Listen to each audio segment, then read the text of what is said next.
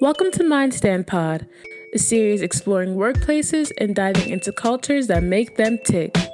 Each of our seasons will dive into unique factors of business, provide great stories from leaders in human capital, and offer helpful insights you can use today to impact your company.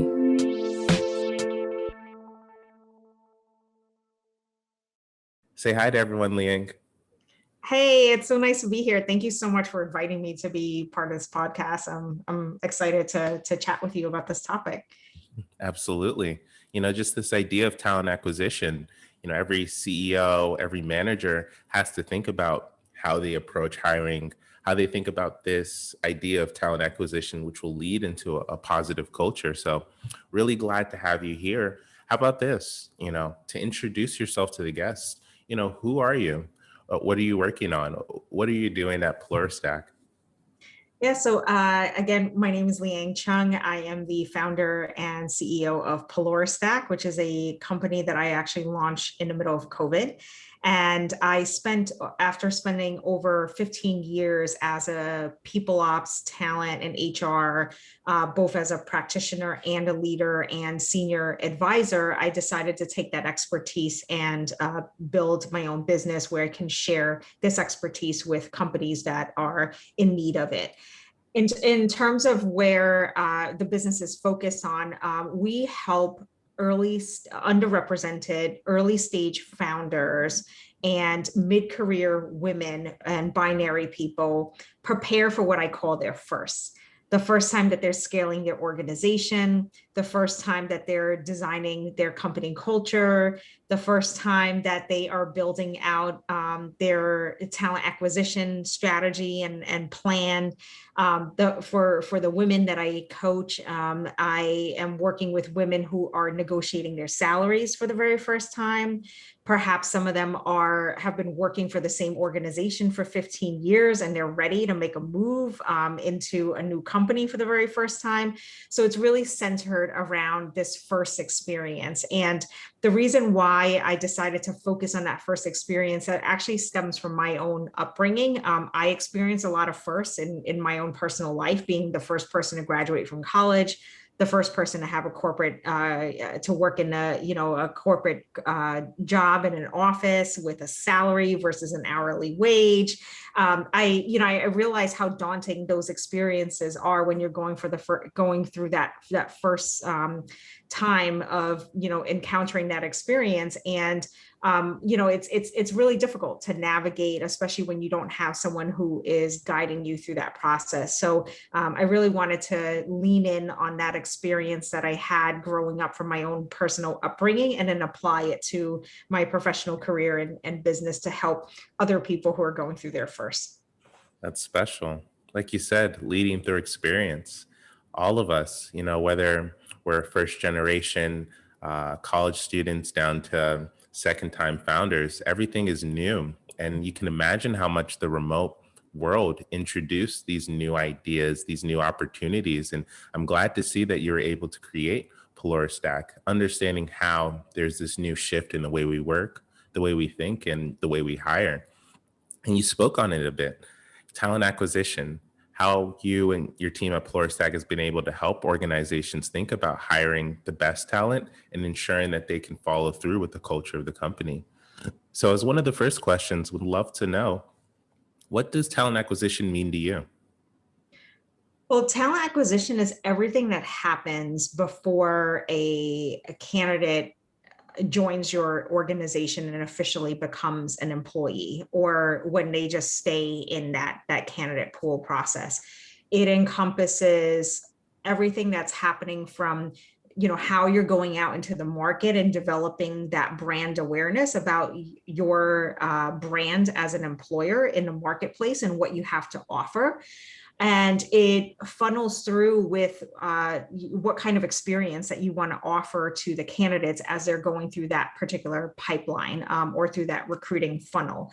How do they experience the company from every single touch point that they have, whether it's through your website, it's interacting with someone who's on your hiring team, to the social media presence that you have, your products, your services, all of those different components is part of that talent acquisition journey or talent acquisition experience. It also pertains to the different types of ways in which you're, managing that flow. So what are the different systems and tools that you have as part of the process?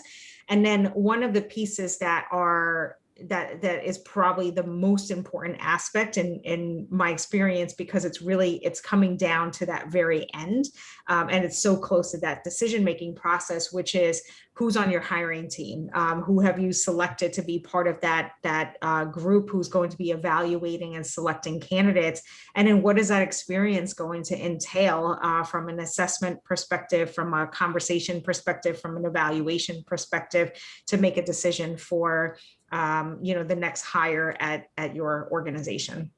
Absolutely. And you said it's everything before they come into work for the first day, before they get their key fob.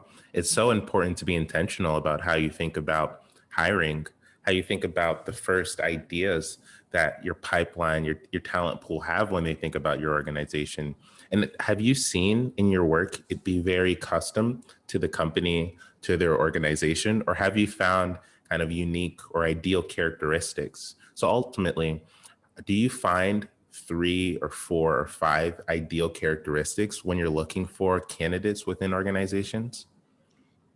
I think it's going to vary depending on not just the organization, but also the phase of the organization, the stage of their business. Someone who is looking to hire an employee for an early stage startup, for example, that has less than 10 employees, may look for different qualifications or profiles versus a large enterprise business, and who may be looking for someone who has a much deeper subject matter expertise in an area, whereas that early stage startup may be looking at someone who has expertise in a number of different areas and probably operates more as a generalist in that particular capacity, because that's what is most important at that particular stage.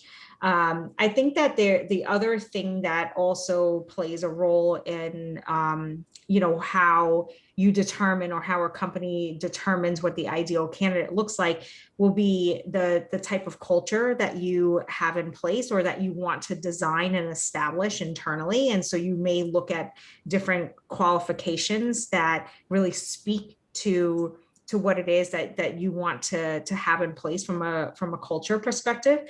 And then the other component is going to be the type of knowledge and background that you're looking for. Obviously they're being hired to perform a certain job or perform certain duties, and with certain roles you're going to look for some things that could be non-negotiables in order to effectively perform that role. And so those are the 3 factors that I think really help determine what that ideal candidate looks like.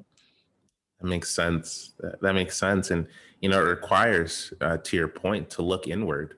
What are you as the HR manager looking for in the future of the company? If you were to look at this organization 5 years down the line, is there a certain brand? Is there a certain performance metric that you're hiring for today to reflect those goals as well? It can't be one size fits all, but to what you've mentioned, there are characteristics, there are ideal factors that you're looking at when sourcing and looking at talent as well. So I'd love to know, diving a bit more into your work within Pluristack, how do you evaluate within companies and help them excel when they think about talent acquisition? So since I predominantly work with clients who are in that early stage phase, so these are, they're at the seed stage, Series A, and the type of clients that I work with, they're, maybe they have 5 employees and they're scaling to 10, within the next few months. And it's, depending on the size of the organization, it may not necessarily look like large numbers, but it's a large number for them. It's the first time that they're growing in, with that level of significance. And at that stage, depending on the founder's background and experience in talent acquisition, it could range anywhere from help me develop a plan. How do I phase out that? Do I hire everybody all at once, or do I phase this out over time? And if I phase it out over time, what does that methodology look like? What is the logic that I should be applying as I'm looking at phasing out the hiring for people to join my organization? And then, from there, it could be, what I know that I need somebody in marketing, but I'm not really sure. Should I hire an analyst or should I hire a manager? What do I actually need? And how is this person going to fit, within the rest of the organization? So those are the different things that we would look at. And then of course, doing the employer branding piece. So, how do you go out to the market? How do you sell? How do you present yourself? How do you compete with all the other big players that offer all these sexy perks and benefits, right, that you may not necessarily be able to afford at this time? And so how do you tell that employer brand story in the marketplace to be compelling and stand out? Yeah, absolutely. It's fine.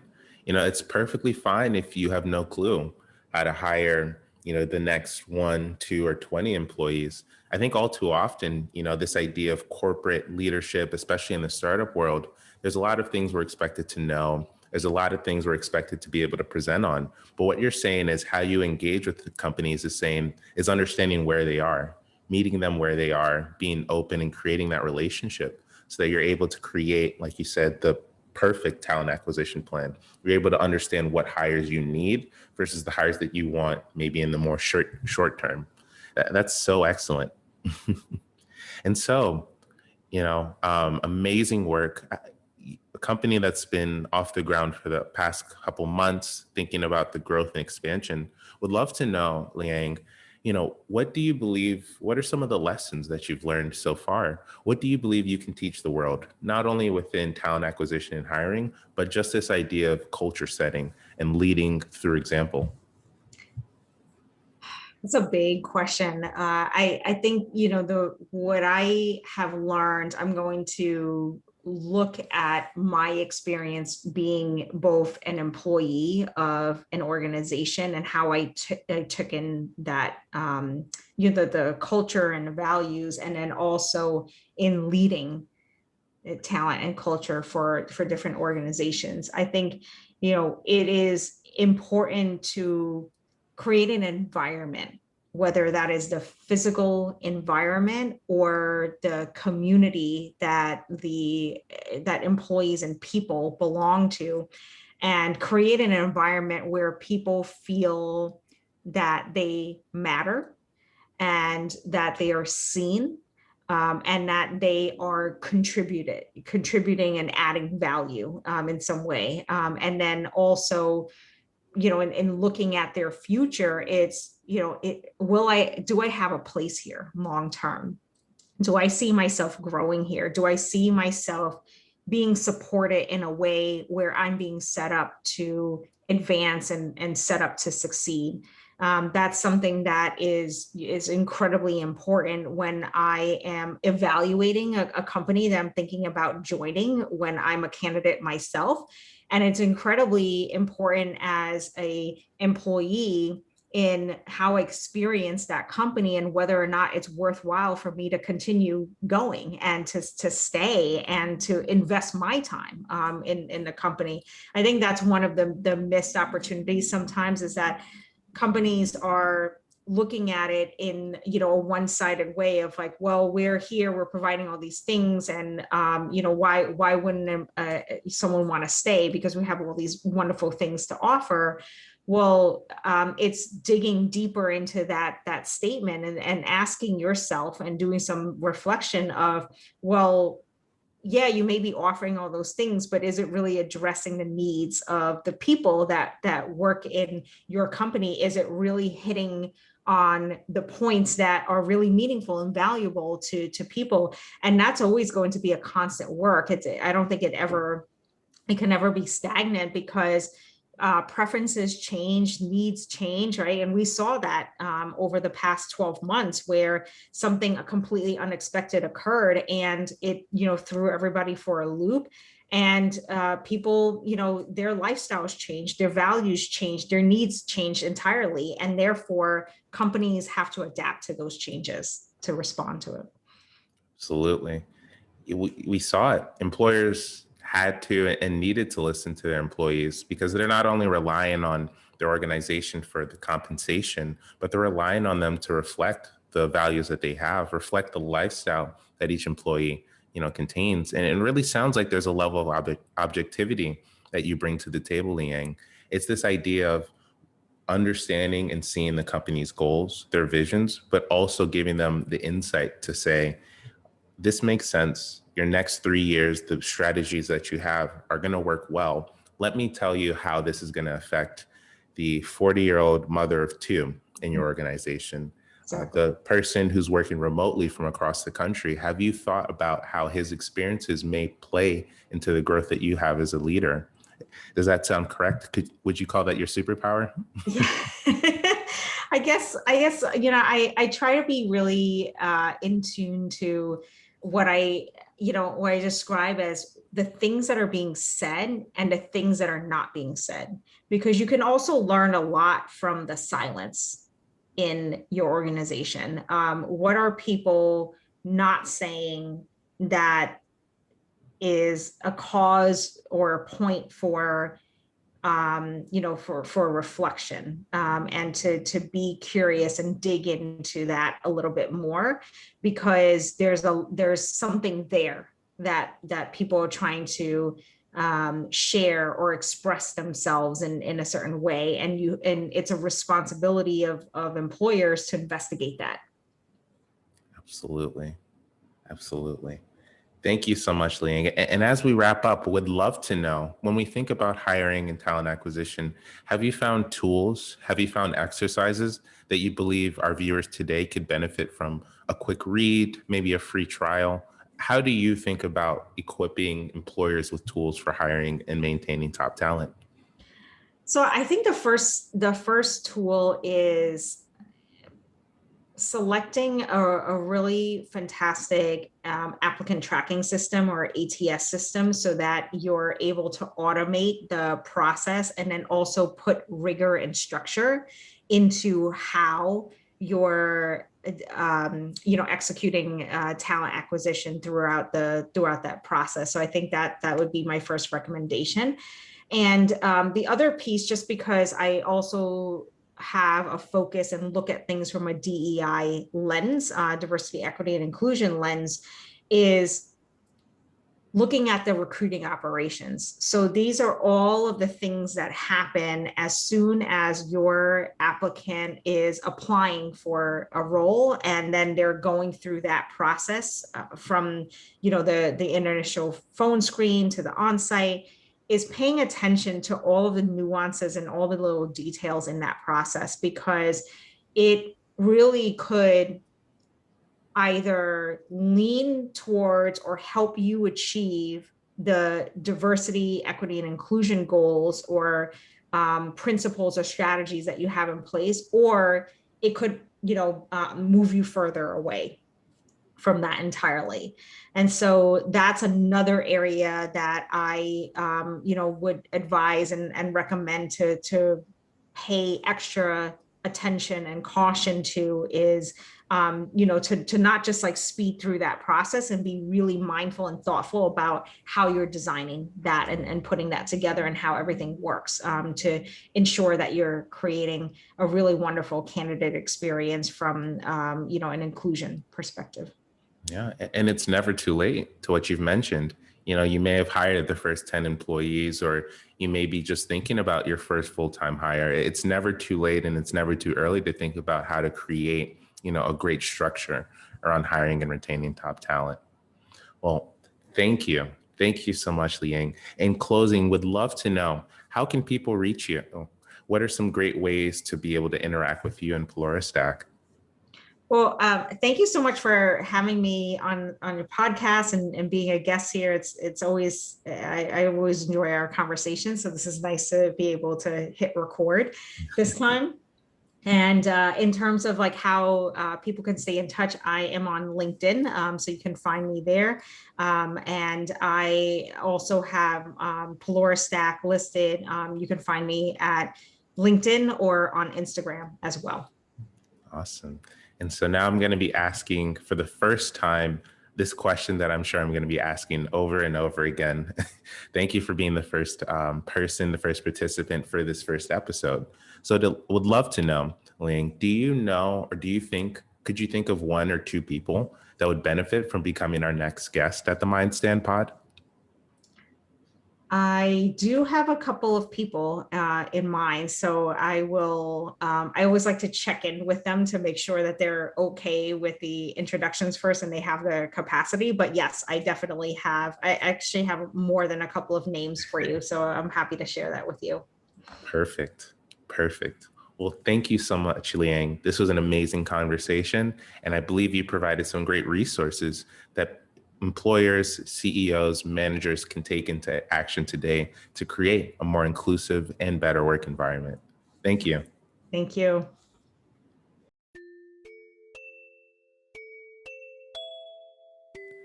Welcome to MindStand Pod, a series exploring workplaces and diving into cultures that make them tick. Each of our seasons will dive into unique factors of business, provide great stories from leaders in human capital, and offer helpful insights you can use today to impact your company.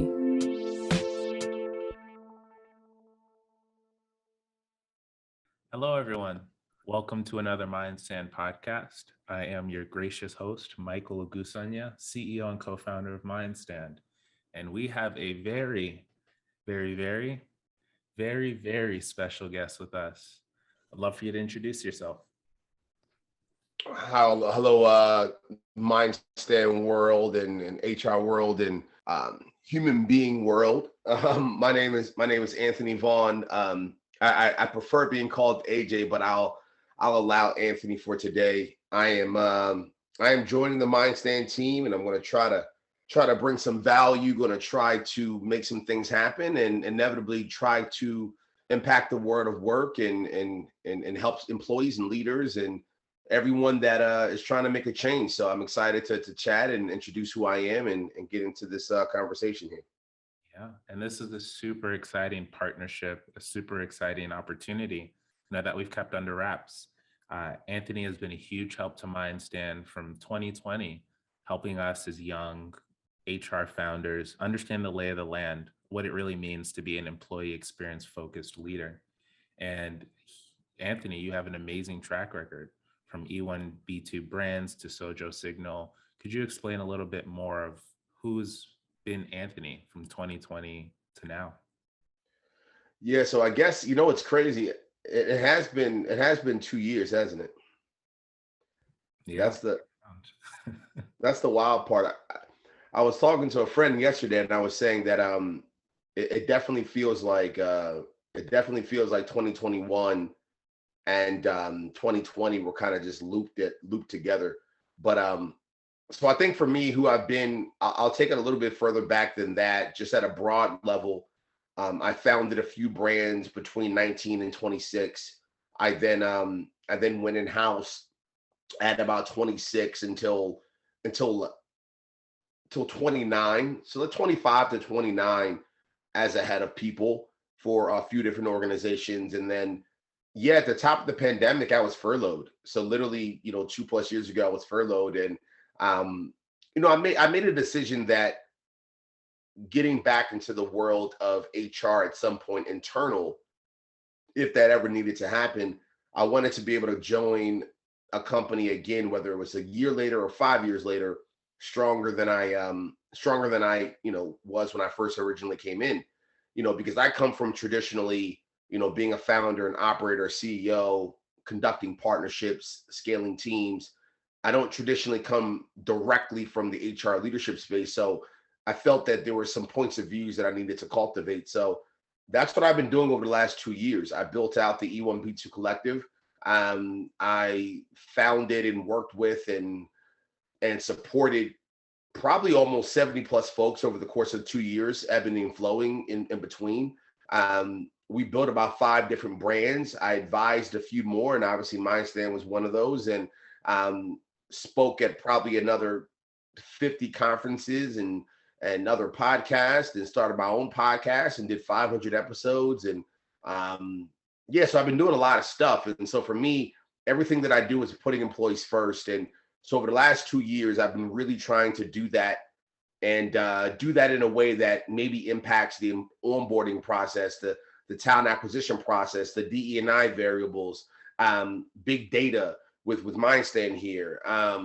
I've tried to do that on the employee coaching side of things. So I've tried to do that in a multitude of different ways, and I've been trying to stay busy. So busy you have been. I don't want to age date you, but over a decade now of finding companies, of continuing that spirit of, finding Anthony, but also finding companies that want to build, that want to work. And with the world that we live in today, how COVID has really flipped the workplace on its head, we're starting to see that effort, that care, that ethos are the skills that employees and leaders are hiring for. If I may, I'd love to know, Anthony, you've been chosen to the Avengers and you're on the plane flying over. What would be your superpower? What is your superpower? Getting in front of high-powered and very successful individuals, essentially out of thin air, as if I'm a magician. If I'm being honest with you, I still think back to. I'll give you a perfect example. I just got asked to speak at a conference out in Tennessee yesterday.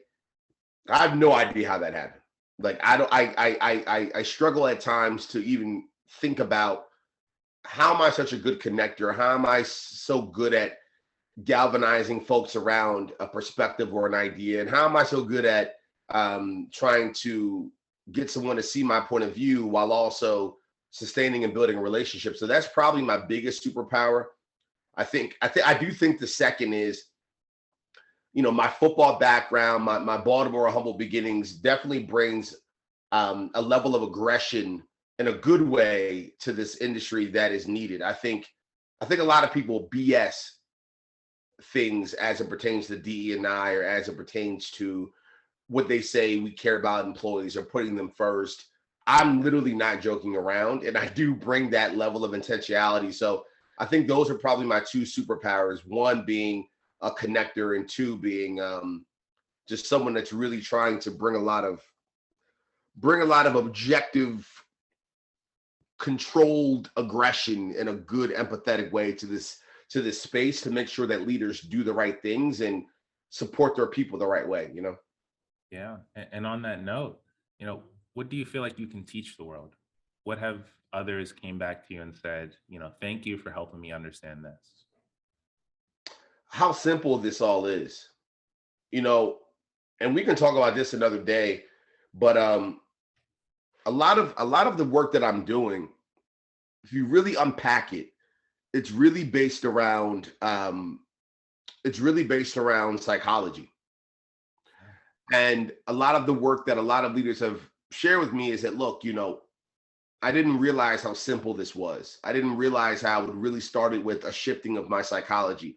I didn't realize how it really started out with me recognizing and raising my hand and saying, I need to change. I need to be better. I need to do for an employee as if I would do for a brother or sister, a friend, a family member. So those are the 2 variables that I think a lot of people have been learning about me and what I've been teaching and what they've been taking away from my interactions.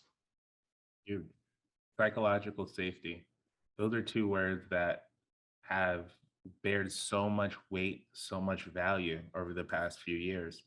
How can you think of the safety of others? Just to what you said, as you work with an employee, work with a brother, sister, friend, neighbor, embracing and valuing people's psychological safety. When you do that, they value you. And that's amazing to see how you've been able to help people understand. It's not just me. There's no I in team.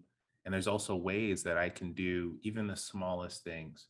At MindStand, we've learned things like including your pronouns, removing the words I or guys from conversations can create those environments. And here we are today, MindStand, the company that's raised over $300,000, a new member of the Techstars Equitech Accelerator. We're really on a mission to foster an inclusive and healthy culture. And I'd love to hear from you.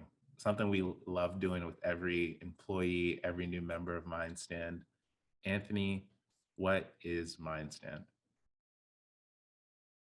What is MindStand?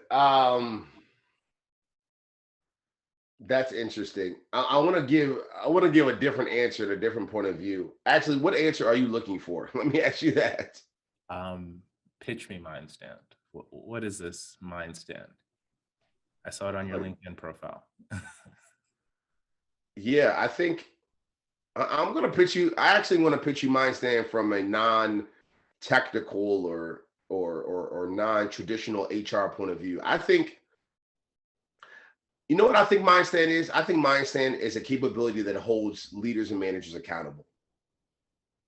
I'm going to make it really simple like that. That's really what MindStand does. Now, we could talk about a lot of other technical terms, and we could get into the jargon. We could get into a lot of variables, but MindStand at its core facilitates and strategically navigates the ability for all leaders inside of companies and all humans, frankly, inside of companies to be held accountable and to be equitable and inclusive and honest with each other in a safe way.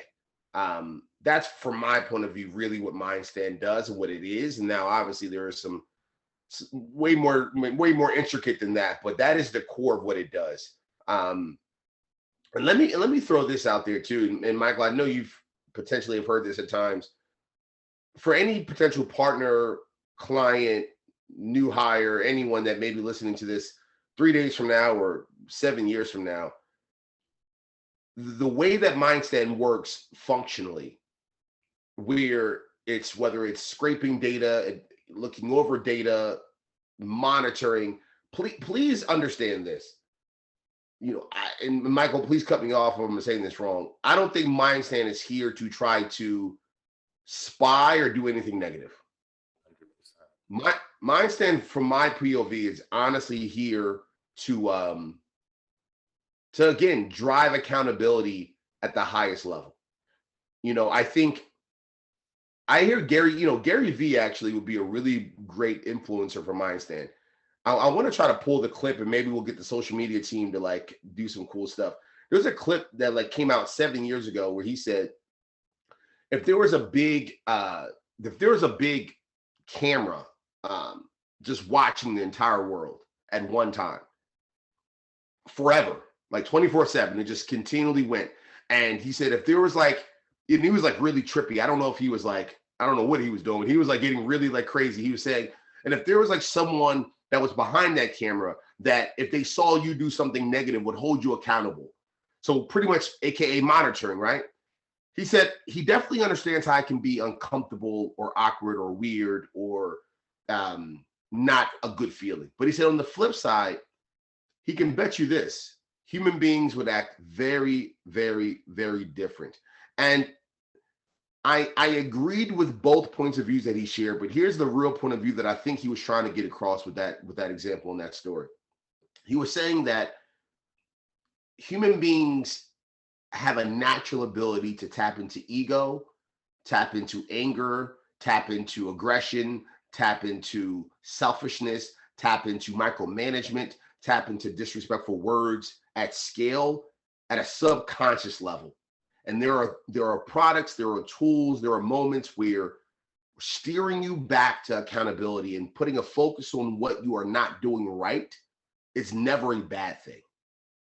It can only increase your accountability moving forward and can teach the brain, teach the subconscious to change moving forward. So I give that whole rant because, and Michael, please jump in, because I know there's been folks that may have pushed back against the capability, the technical capability of what it does. I completely see it from a different point of view. I believe it's full accountability. But what are your thoughts on that? Yeah. I mean, I've been always told to operate from a sense of abundance. And I often feel like so many business leaders fail to do that. When you think of the next deadline, when you think of what could go wrong, you're limiting yourself from thinking how you can build, how you can scale. And the companies that are winning, the companies that are leading the market, are companies who created a base business model and executed at a level where they feel comfortable operating from a stance of abundance. And things will figure themselves out. Organizations and employees will want to work from you, and you'll create the culture that you want to see. I can name a number. Just yesterday, Delali, CEO and founder of Fearless, said that when you focus on the technology, when you focus on the very finite innovation, guess what happens? New technology comes in and everyone moves away from whatever was the hot topic when you think of technical innovation. But when you lead with purpose, which is what we're doing at MindStand, when you lead with intent, you will create something infectious, something that everyone wants to be a part of. And that's often a conversation within DEI tech. Again, diversity, equity, and inclusion technology creates that intentionalness that CEOs and leaders are looking for when they create DEI efforts. So often it's a stance of education. How can we help you operate from a sense of abundance and know that what employees are looking for is what we're providing? And let's take those steps to get you there. I think you described MindStand really well. I think you've described how employees look at MindStand from the benefits and where people are along that journey, because we're not here to provide data. We're not here to create barriers. We're here to open up ways for you to understand how to work together. And that's often the thing that troubles people. The idea of a camera created this idea of a reality. If I take 4 selfies over 4 days, people will think I'm the most active human being ever. But I could do the same thing and not mention it anywhere, and people might think I haven't done a single thing. When you create a way for people to feel comfortable in their full skin, which is what MindStand creates, you're creating a way for everyone to feel comfortable communicating with one another, for addressing ways to be better. It won't be TMZ. It won't be the shade room or a big Instagram issue. It'll be a way for people to humanize what it means to work online, what we've all been craving for ever since we've had to move to a remote workspace. And we dropped a lot of gems, Anthony. Yeah. We should share the keynote stage one day. I'd love to. That'd be awesome. I have a couple more questions for you, Anthony. Just in the line of MindStand, why did you join? What made you take that step? Well, I think the first thing is, and pardon me if any audio gets picked up here. I have some kids outside that need to like go into timeout for a little bit because they're always screaming when they get off the bus. But I think the first thing is a relationship that you and I cultivated and built. Life is about relationships. Life is about trust. I trust you. I enjoy working with you. I think you're a smart young man, and so that was probably the first thing.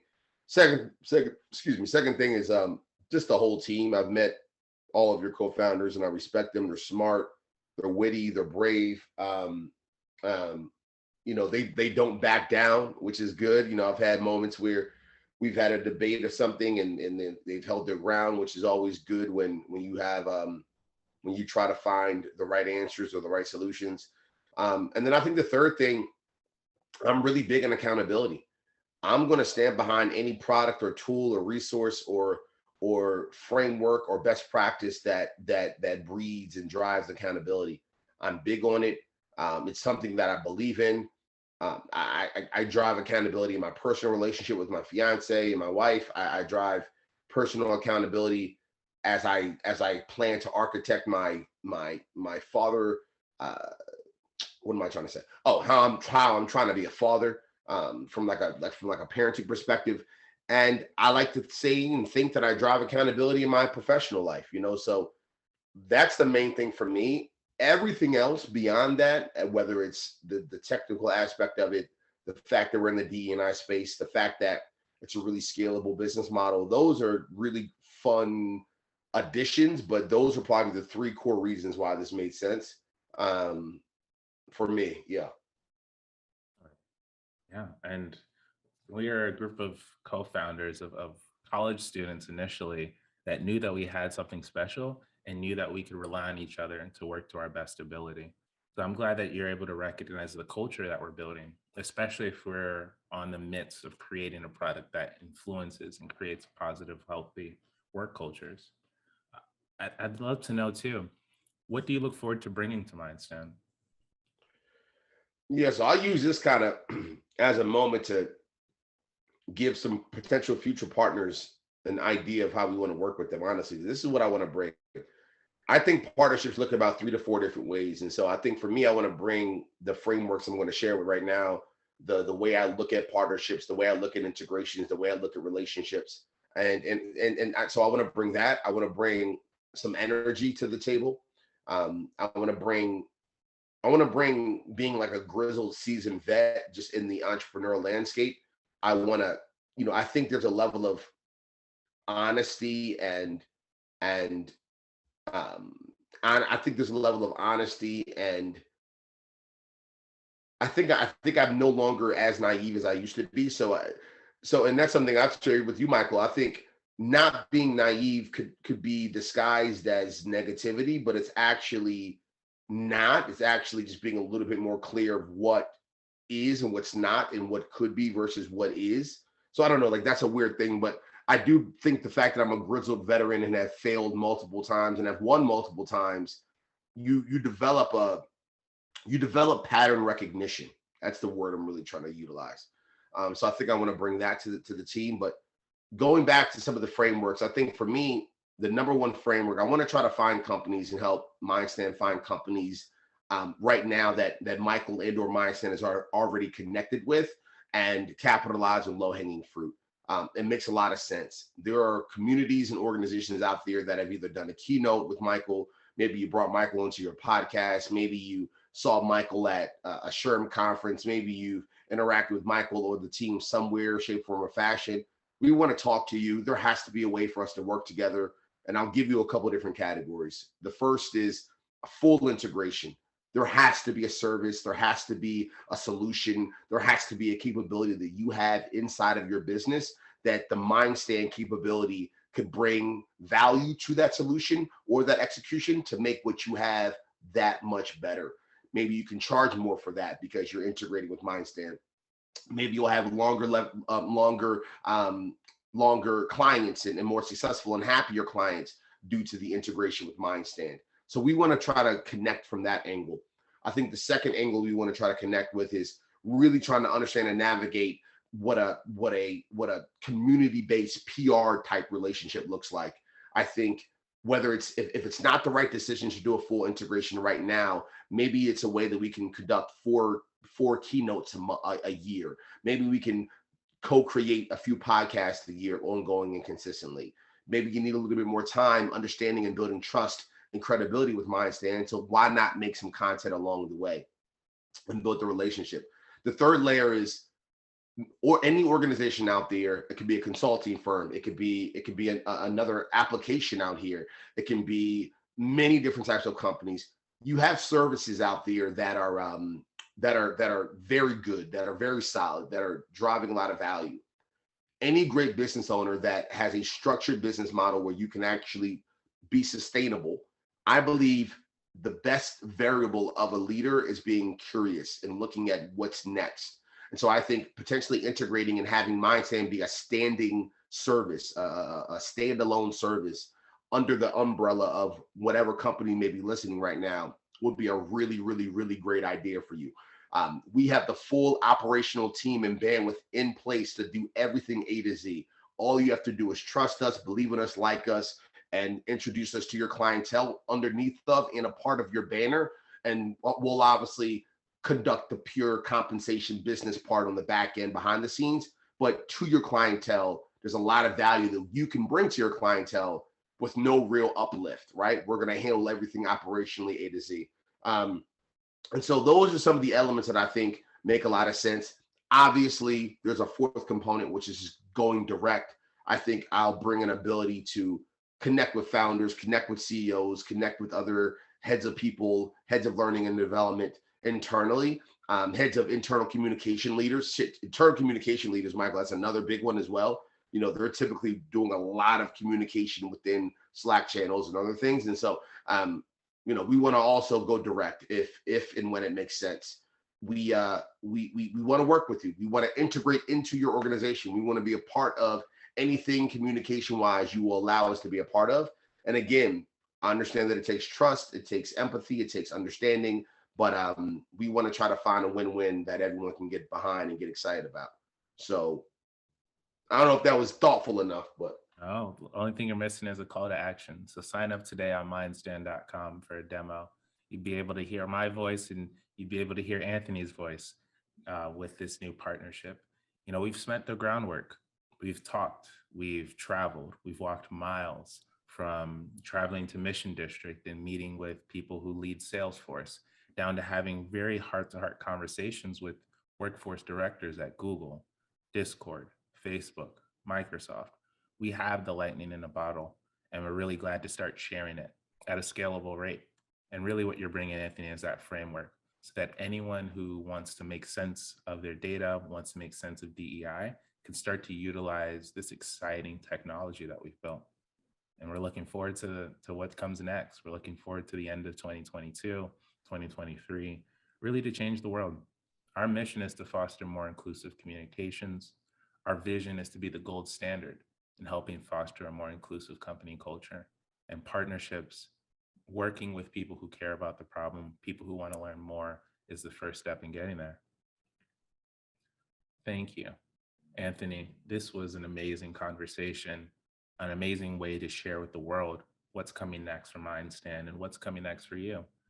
We value your perspectives, your experiences, and the energy that you're bringing to MindStand. And for our goal of fostering more inclusive, safe, and welcome, psychologically safe workplace cultures, we cannot wait to continue working with you. Thanks, Anthony. I appreciate you, brother. We'll talk soon, man. Take care.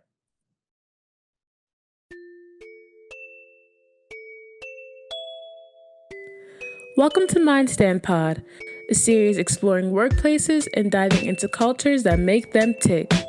Each of our seasons will dive into unique factors of business, provide great stories from leaders in human capital, and offer helpful insights you can use today to impact your company.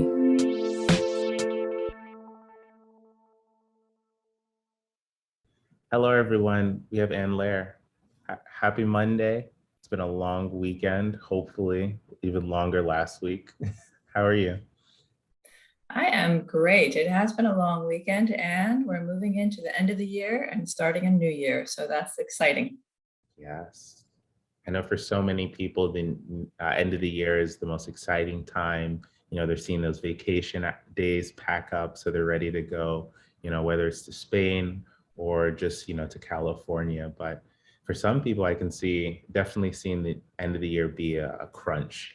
How are we working? How are we hitting deadlines? So we can definitely just use this moment for those to practice mindfulness, practice ways that you can feel more comfortable and more present, because the next year is coming, but you always want to prioritize yourself and your mental health. So we have Loehr here, an amazing woman in the DEI space. I'd love to start off by asking, who are you? I am the youngest of 8 kids. I am a mother. I am a wife. I am a daughter. I am someone who is passionate, Michael, about equity and inclusion. I currently live in the Washington, D.C. area, but have spent 12 years living in East Africa and running safari companies there, and have spent a lot of time working in Europe. So that's just a small snippet of who I am. Exciting. Someone who's learned of the world, been able to travel across the world. Me being West African, specifically Nigerian, I definitely resonate. Christmas time around now is beautiful, so beautiful. So bringing you here to the nation's capital, to the DMV, would love to learn what you're working on. So I'm with an organization, and what we always say is that we are data geeks who happen to focus it on improving organizations and specifically the talent. So how do we engage talent? How do we get people excited to do the work that they're doing, whatever that work may be? So at a high level, that's what I'm always doing, whether it's through coaching, whether it's through partnerships, whether it's through diversity, equity, and inclusion, whether it's finding some great new way to train someone through, maybe it's virtual like this, maybe it's live in person, but I wake up always thinking about how can we get people to show up fully, to get organizations to embrace whoever is showing up fully, and to create whatever needs to be created for that organization. Speaking to a fellow data geek, I'd love to know, we've seen, especially over the past 15, 20 years, just this word data-driven decisions. Companies, whether it's from a CFO perspective down to the people side, how can you collect data and measure it so that things don't, bad processes don't continue, good processes are highlighted? Has that been a journey? Would love to learn more about your org and, how you found data to be the key in building people to be more connected. It's definitely been a journey. I'd say if there's a few key words for the past 2 years or so, one is absolutely DEI, or diversity and inclusion, and the other is data. And what I think you and I are doing now is starting to marry the two. Just to give you an example, not so much of the DEI space, but leadership development programs or management development programs, right? I'm sure people have been part of organizations where the organization says, hey, we've got this great program, we want you to be part of it. And then they call us and they say, can you create it? And we say, yes, we can create it. Tell us about the people who'll be in it. And they'll be saying, well, we've got Thomasina. I'm like, great. So what was the criteria for Thomasina? I don't know. Thomasina is just a great person. I want Thomasina to benefit from this. And I'm like, okay, well, who else is going to be in it? Well, Avi's going to be in it. Okay, what was the criteria for Avi? Oh, I just think Avi's going to be really successful. So I want Avi to be in it. And so that's my first clue of, I'm so glad you're passionate about developing your team. And let's take a step backwards. First of all, what are we trying to measure in this program? What do we want the outcome to be? And second of all, how do we choose people to be in the program? Because there is so much bias that shows up, often unconscious, as we start to select people for a new task, for a committee, for a training program, that kind of thing. So that's an example of where generally data is a little lax when it comes to the talent space, and how we can really start to tighten it up so that everybody understands what the criteria is and everybody has been chosen because of the criteria. Absolutely. You can't afford to not be intentional when you're gathering data on people experience and people management. A story I love sharing with people is how we've met with a chief people officer at a international, when you search something up, you're probably using that website. And they said, we needed to understand the employee experience. We want to engage better with our employees, especially over the year we've had, from a racial and religious standpoint. But after completing or filling out these employee surveys, we had, Black employees from Brazil, Los Angeles, New York, reply all. I don't want another email like this, especially when I'm in the midst of emotional turmoil. I'm in the midst of unpacking how I feel. When you're using data, that intentionalness of who and how you're gathering the data is so key. And I'm glad that's a huge focus within your organization. Yeah, often the word I use is choice. It gives us choice. When we have the data and we have intentionality, that gives us choice, and we can respond to it appropriately. And whatever the organization decides is whatever they decide, rather than reacting because of something. It's like, no, we're going to get a landscape survey. We're going to figure out what's going on. We're going to hear voices. We're going to be intentional about the questions we ask in that survey. And then we're going to respond from choice. Exciting. It's exciting. I'd love to know, I'm sure the viewers would love to know too, how long have you been in this position? How long have you started this journey? What's been the day-to-day over these past few years? I have had a very unconventional career. I started off in hospitality. grew up in hospitality, restaurants, and kitchens. Went to hotel school and then left that hotel school to go to culinary school, became a chef, and went back to hotel school to finish that degree. Ended up working in Texas at a corporate hotel, realized it was not for me. And that is when I moved to East Africa and absolutely loved my time there. Spent 12 years building hotels, building safari companies. And the thing that really took me to where I am now is building talent, really realizing these people have a different kind of education. And it is absolutely my goal to create assistant general managers, and how do we do that? That's through what we call leadership development, management development. And at the time I was sitting in the coast, we call it the coast of Kenya near Mombasa, and I didn't have access to the internet. I didn't have access to all the things we have access. I'm like, how am I going to get this group of 10, 12 people to a place where they can run hotels on their own? And so I had to learn myself. And so those were my very early days in terms of leadership development. And those were also my very early days of seeing racism firsthand. Not that it is not in upstate New York where I grew up, but really seeing it overtly when people were talking about our staff. We had over 500 staff, and realizing that I could actually start to shift things when it comes to both topics. Sold all of that, moved back to the States and moved to the Washington, D.C. area. And now really that's what I focus on. Again, could be different tools, could be through coaching, could be through training. Had my own company for a while and then merged with this company in Alexandria outside of Washington, D.C. because they were the metrics people. And I really wanted to understand the metrics and how do we measure all that kind of thing. Have had the opportunity to write some books along the way. I've also had the opportunity to do many keynotes and work with really interesting people. So it's been unconventional. It's been fabulous as well. Amazing. That's so amazing. If we could we just get a short list of some of the books you've published, presentations people can see and view now? Sure. So my two books, the first one is called A Manager's Guide to Coaching. And so that teaches busy managers how to coach. You don't have to be an external coach like I am and you go into an organization. As a manager, as a leader, you want coaching skills to be able to have that retention, that engagement that we talked about. So that was my first book, teaching busy people how to coach. My second book is called Managing the Unmanageable. It's kind of a joke because many people say, I want that book, but can you give it to me in a bag so people don't see it, that I have it on my desk? But really talking about how to manage so-called difficult employees and what are some strategies for that. I also write a lot. I write a blog probably every week to 2 weeks. And so I have a lot of writing out there. In terms of presentations, really anything in leadership. Stress management is one of the most popular. And also I spend a lot of time looking at future trends. What can we expect in the future about our workforce? AI, I know that's your world, but also looking at things such as diversity, also looking at women in the workforce and kind of putting all the pieces together for organizational leaders of here's where we are right now. As of right now, we still are in COVID. And then in the future, this is what we think is going to happen. And so how do managers, leaders, supervisors put all that together to create that engagement and that retention? So exciting.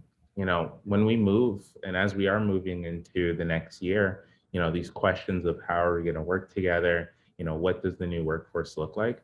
But as you emphasized and you've written on, a lot of it relies on soft skills, being able to understand the empathy, being able to read between the lines of a Slack message or an email, to notice that, you know, your employee, your coworker, they just are kind of reaching out for someone to relate, to be able to really empathize with, you know, the current work status of today. So that's so exciting. Again, everyone listening, I highly encourage you to take some time to read and listen. I imagine there's Medium pages, ways that people can subscribe, but we'll include that in the links and descriptions of this video. So I'd love to know, and you've spent this time kind of on this planet, meeting and engaging with so many amazing people. We could talk for hours about hospitality in Africa, specifically West and East, because it's so beautiful. You know, Beverly Hills is, you know, one of 50 hotel chains in Nairobi or across the African hemisphere. I'd love to think about, and you can let us know, what is something you want to teach the world? I want to teach the world how to listen with empathy. And that's two different skill sets. Listening is one skill set. Most people think it's not, but it actually is. And again, it goes back to your conversation about intentionality. Like, how do we just listen? And then listening with empathy. And there's two parts to empathy. The empathy is, can you even just listen and notice what's going on, the person in front of you or the room in front of you? And then can you put yourself in that person's shoes? And that is often very difficult for a lot of people. So people say, well, I heard them say that, but I don't understand. Like, well, did you put yourself in their shoes? What it is like to be an independent parent? What it is like to be perhaps two adults at home with two young kids in COVID? Like, do you understand what it's like? Because I think when we have more empathy, that then leads to more inclusion. It's like, oh, Anne's not being a jerk. Anne is going through a lot right now. And then let me find ways to include her. And I like to be really clear. People sometimes think, well, if I include people, then we're going to reduce the standards. No, we can have both at the same time. We can have inclusion, welcoming people, embracing different ways of seeing the world, different ways of seeing a problem and problem solving, and maintain standards at the same time. And so I'd say if there is just one thing, it's how do we listen with empathy? And then from there, I think everything else will just move forward slowly. It's beautiful.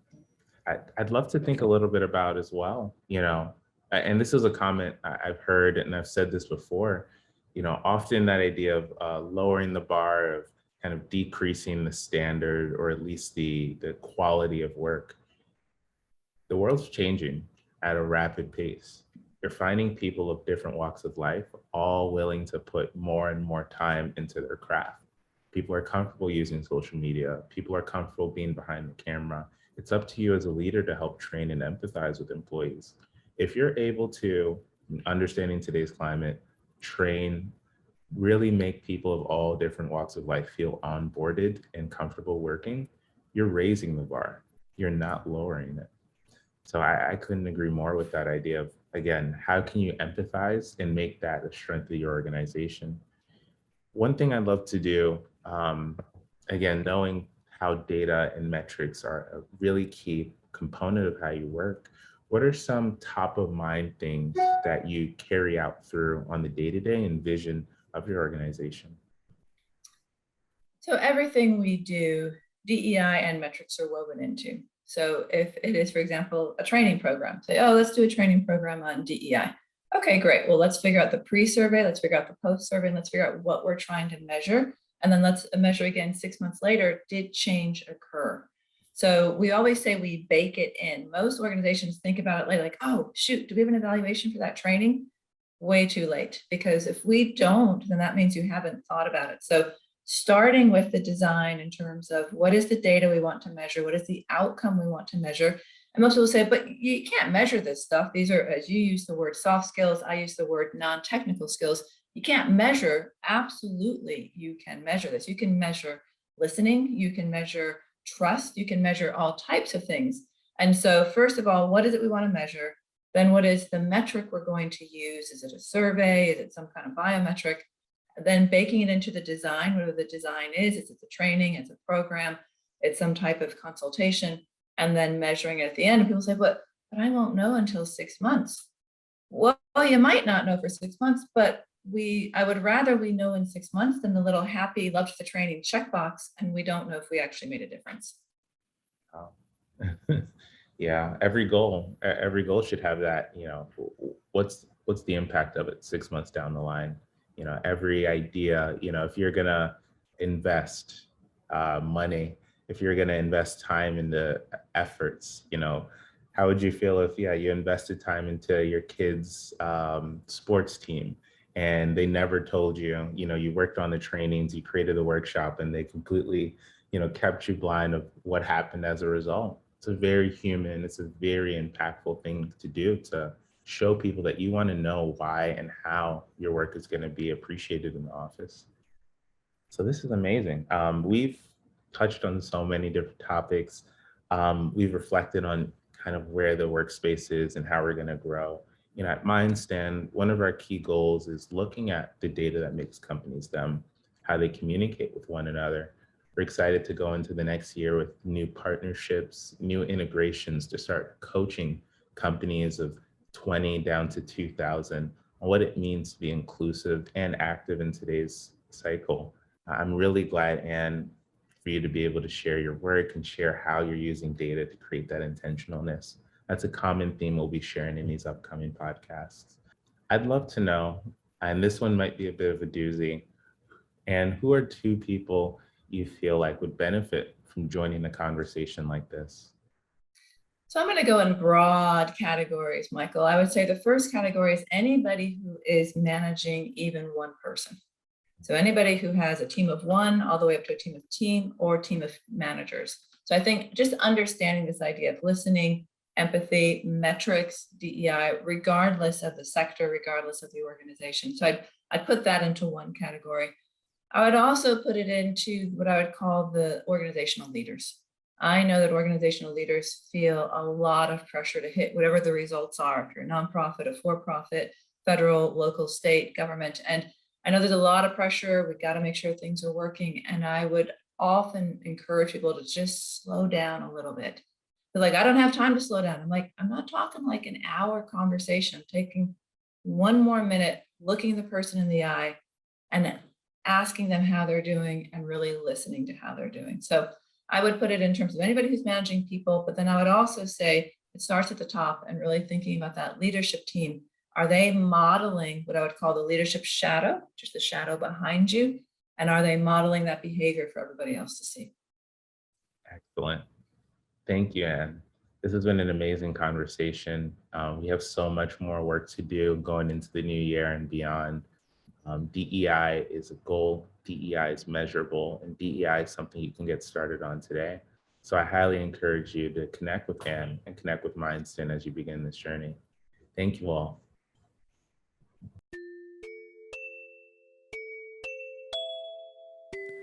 Welcome to MindStand Pod, a series exploring workplaces and diving into cultures that make them tick.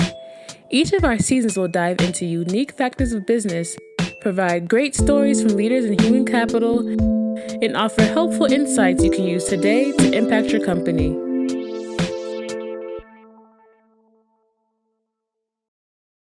Hello there, Aubrey. Welcome to the MindStand Pod. Thank you so much for having me. I'm really excited to be here. Really excited to have you here as well. Let's do a bit of backstory, how we're even able to connect together.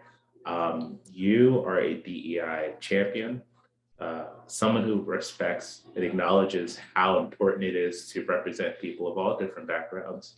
And it was a tweet that really caught our eye. I love that. I'm such a Twitter human.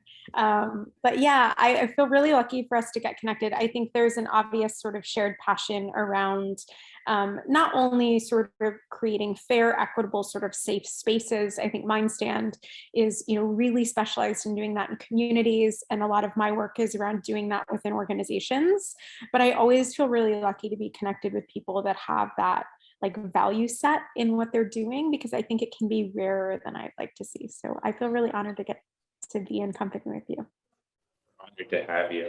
I say so often, there's so many different startups and different industries. When you think of diversity, equity, and inclusion, it has to be collaborative. Everyone's different, everyone has unique stories, so never choose one off-the-shelf solution to solve complex problems. And that's exactly some of the work that, you focused your career and life goals towards. Yeah, absolutely. I'll be honest, I got into DEI a little bit by accident. So it's coming up on 10 years ago now. So I'm doing it on purpose now. But at the beginning, I was really just motivated to solve my own problem. So I had sort of a research and communications background, and as a queer, mixed race, Latina, disabled woman, I encountered the tech industry in a very different way than a cishet white man would. And I kind of raised my hand and said, these things are problems. And I was told, you fix them. And so I said, okay, why not? Which I'm curious about your story and how you became sort of focused on this problem. Was it Was it a personal experience? Was it just you got obsessed with the problem? Like, what drove you to drive MindStand in this direction? Yeah. This is a story I love sharing. A very personal story that really led me to co-found MindStand, and I'd love to share it with listeners. About in 2017, Michael, the same person on this podcast, was a 17-year-old college student that got his first ever college internship. I was the only man of color, only person of color selected out of my entire university to work at this Fortune 10 company. I still remember this was earlier in the semester. I was invited to the Career Counseling Center. And as soon as I stepped in, I heard claps from, head of talent and recruitment. So I felt as though, I'm doing the right things. For so many Gen Z, millennial, anyone in the workforce, you want to work at a company where you feel comfortable, where you feel respected. And I felt that. I'm working in this engineering firm, and things are going so well, learning the culture, the tools, just what it means to be a productive person in the company. And I can tell you, getting paid $20 an hour as a 17-year-old, I was living life. And things were going so well until about 3 weeks into the program. Same energy, same grit. I came into work with a bit of a different appearance. So rather than my typical button-up shirt and glasses, I came into work with a polo shirt and khakis. Mind you, the dress code there was t-shirt and jeans for most engineers. But I remember sitting down that day around lunch hour, and my supervisor, mind you, who's also a hiring manager, came up to me. There's a 30 to 40 year age difference between me and him. He's joked before about just trying to connect, but what he said in that moment really changed everything for me, set me on my journey. He said, "Hey, Michael, I almost didn't recognize you there. I thought you were like a thug or something." Yeah, couldn't even imagine how to respond just in that moment. So I didn't say anything. And Aubrey, you've spoken and you've been so vocal, and being able to be open, being able to share your perspectives and have that influence the culture and the heartbeat of organizations. What I saw was, for me, a 17-year-old person of color in a white-dominated industry, there was little to no way for me to tell an HR manager, tell a CEO, and just let this interaction be a point of learning. I would either be in a room with the supervisor for conflict mitigation strategies, or I could have told a reporter, and that would have reflected, as we see every week with headlines, on lack of inclusion. So having this such a raw, real experience in the workplace, I soon saw that there's a place to innovate, where you think of culture and how the water cooler, which was in person, which was the reaction that I had, has now permeated into online messaging, Slack, and just so many new and honestly exciting ways for us all to build community. I would like to take one step back and just highlight you and ask a couple of questions. So for the people here listening, Aubrey Blanche is the Senior Director of Equitable Design and Product and People at Culture Amp. Culture Amp is a company that's ballooned to over 700 exciting employees, consultants, designers, and leaders focused on this topic of employee experience. You've mentioned before, you found a role where you can work directly with leadership to ensure that people and purpose are tied into the vision. Thank you so much for being a part of this. Oh, thank you for having me. And thank you for sharing your story. It takes incredible courage and vulnerability to do that. But it also, I think, is just really incredible, like that you've turned that story, which could have ended in such a way, into something so magnificent and powerful. I think that's incredible. Yeah.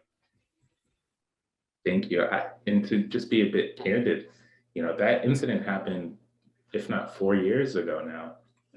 I didn't feel comfortable sharing that story until 2020, because we saw such a big kind of racial conversation and movement.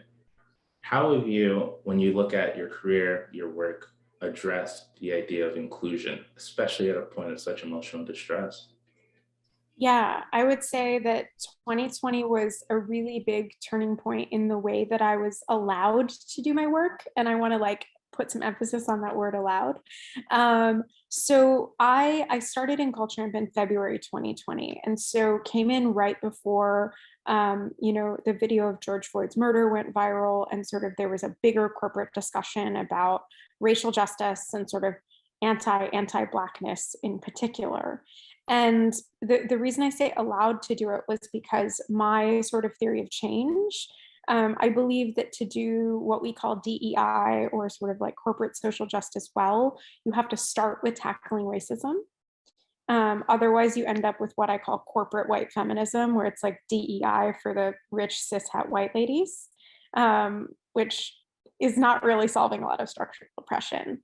And one of the things that I feel very grateful for now is that, that moment really galvanized the leadership at Culture Amp to think really critically about the way that they had invested in DEI up to that point, and really actually change the conversation for us internally. So, I was able to build a strategy that started with educating our, we are a white founded, white run organization from Australia. And so there was a big learning or knowledge gap for our leaders about like, what is anti-racism? Philosophically, they were like, of course we want to be anti-racist, but there was a big gap in, but what does that mean in our behaviors and our decisions day to day? And I think that the incredible work that activists did have really changed the conversation in ways that have created space for practitioners like me to change the agenda. And so going back to your really beautiful point about like, it takes everybody, I just want to take a moment to acknowledge, and Culture Amp has some new data out in our 2022 Workplace DEI report that shows that organizations in the work that Black Lives Matter and Stop Asian Hate have done have actually driven targeted corporate investments that have changed the employee experience. And so I like to think that all I did was like catch the football and keep things moving, but really want to make sure that credit is given to people who were creating that space, who were driving the agenda there. And so our DEI program, some of the biggest investments are around anti-racism coaching for our senior executives. And we provide an anti-racist management course for white managers of BIPOC employees. And we have dozens and dozens of people that go through that every year. And for us, that's because we say, as a company, our mission is to build a better world of work. And we don't just mean for white men. So that means we have to be really intentional about rooting that out. And the last piece I'll say, and then we'll get back to you, is I'd really encourage folks to hold us accountable for what we're talking about there. So we recently put out our 2021 Equitable Design and Impact report. And so, Culture Amp, like many companies, made some pretty big anti-racism commitments in summer 2020. But we're sitting at, this reflects December 2021, that report, we now have greater than population level representation of BIPOC employees and greater than population level representation of Black employees. And we're still closing some gaps in management and in senior leadership, but we also released that we have explicit company level goals around that for this year. So certainly we're not there yet, and no one needs to be patting us on the back. But I think that what we hope to do and what has helped us in building trust with our campers, that's what we call our employees, is they see that there's a lot of strategic investment and that there is progress that's being made that they get to share in and they get to see, and that they get to say, that's not good enough in certain places, and we respond to that. I think such a critical point that you made was around response. It has to be intentional. It has to be data driven.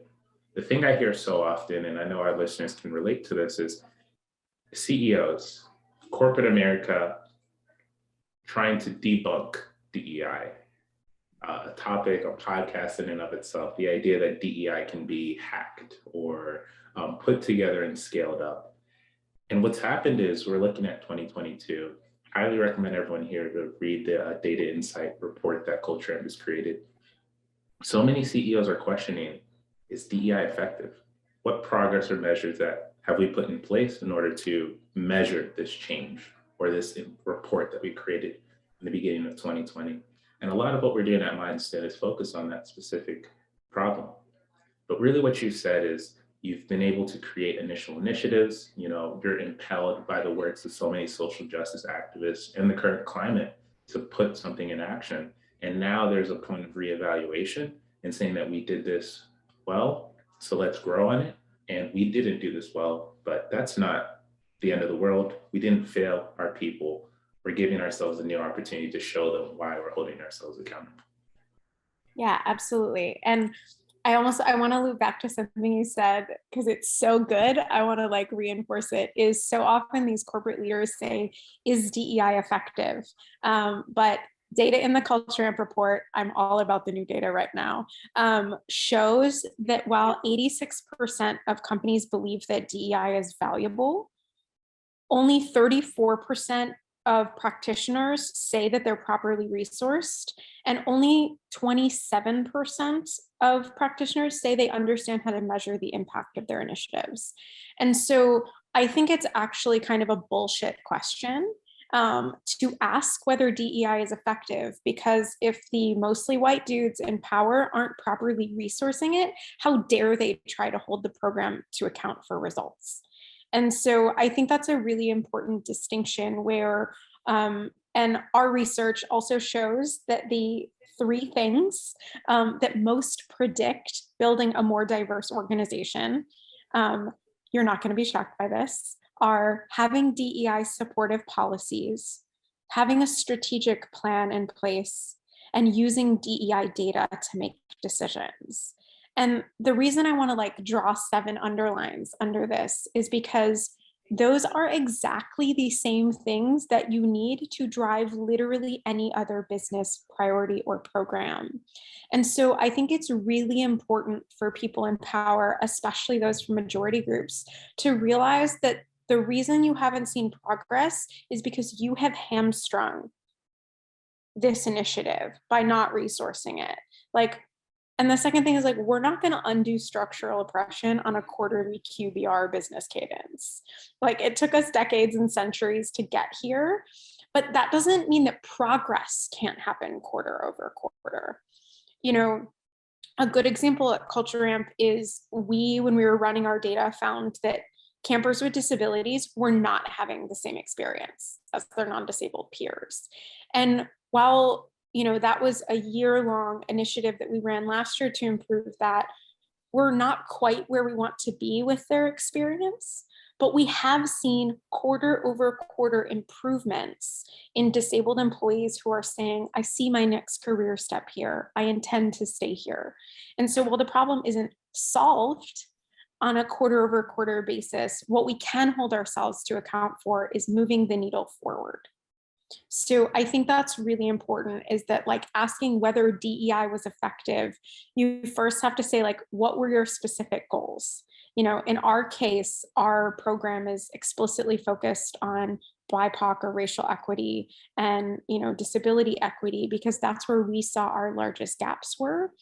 And so few companies are collecting data on this because they're afraid to find out the problems. And I'm shouldn't you be more afraid of treating people inequitably? But so that's the thing, is data gathering is the foundation of both being able to do something and holding yourself to account for progress, but also getting credit for progress. It's okay to say it's awesome that we moved forward, and also there's more progress that's needed. Those two things aren't in competition with each other. It's people hear DEI and they don't understand it, so they assume it's going to be bad. They assume it's going to be, an end result, a net negative, or a net neutral. You highlighted a great point there. When you work within Culture Amp, and just you as a practitioner in the DEI space, could you give some tangible wins, some tangible steps that companies can look towards accomplishing when they begin their DEI journey? Yeah, so I think the number one thing that companies can do, and I think this is the foundation of why Culture Amp has been able to move forward on our goals, is the leadership team needs to get out of their own ignorance. So the fact is, like, leaders, because of the white supremacist patriarchal society that we live in, tend to be cis het white men who don't actually really understand the structural problems that exist for people not like them. And I don't think there's an excuse for that, but I'm willing to go with people on their learning journey. I think that's okay. But I think leaders need to take accountability for the fact that they need to become educated on these issues. Because what I see with a lot of DEI programs is that they like put the work on unpaid ERG leads while the senior leaders explicitly do things that dismantle all of those initiatives. And there's multiple reasons why that's bad, but I say the number one thing is that the leadership team has to truly invest in educating themselves. And, you know, if you're spending $200,000 on a corporate retreat, you have money to take an anti-racism course. Or like, if you're buying beer for the offsite, guess what? That like you're not going through anti-racism training, but there's beer and wine. You're just saying alcohol over Black people. Right, which no one would say out loud, but that's what your actions and values are saying. And so that's my number one thing, is leaders have to get trained. And my second piece is you need to be collecting data and sharing that broadly with leadership. Without those two foundational pieces, I have not seen a program that has created sustainable change. I like that again. In order to create sustainable change, starting with leadership when you think of training, don't start org-wide, or don't think that org-wide training has to be the first example. Start with leadership and then collecting DEI data. Do you think those are the two best ways, again, to see that sustainable change? Yes, like I see, and this is, so I'm a consultant in addition to being at Culture Amp, and I often have clients who will come to me and say, okay, well, we did unconscious bias training, and I would be like, you should have called me beforehand because I would have told you that's a waste of money.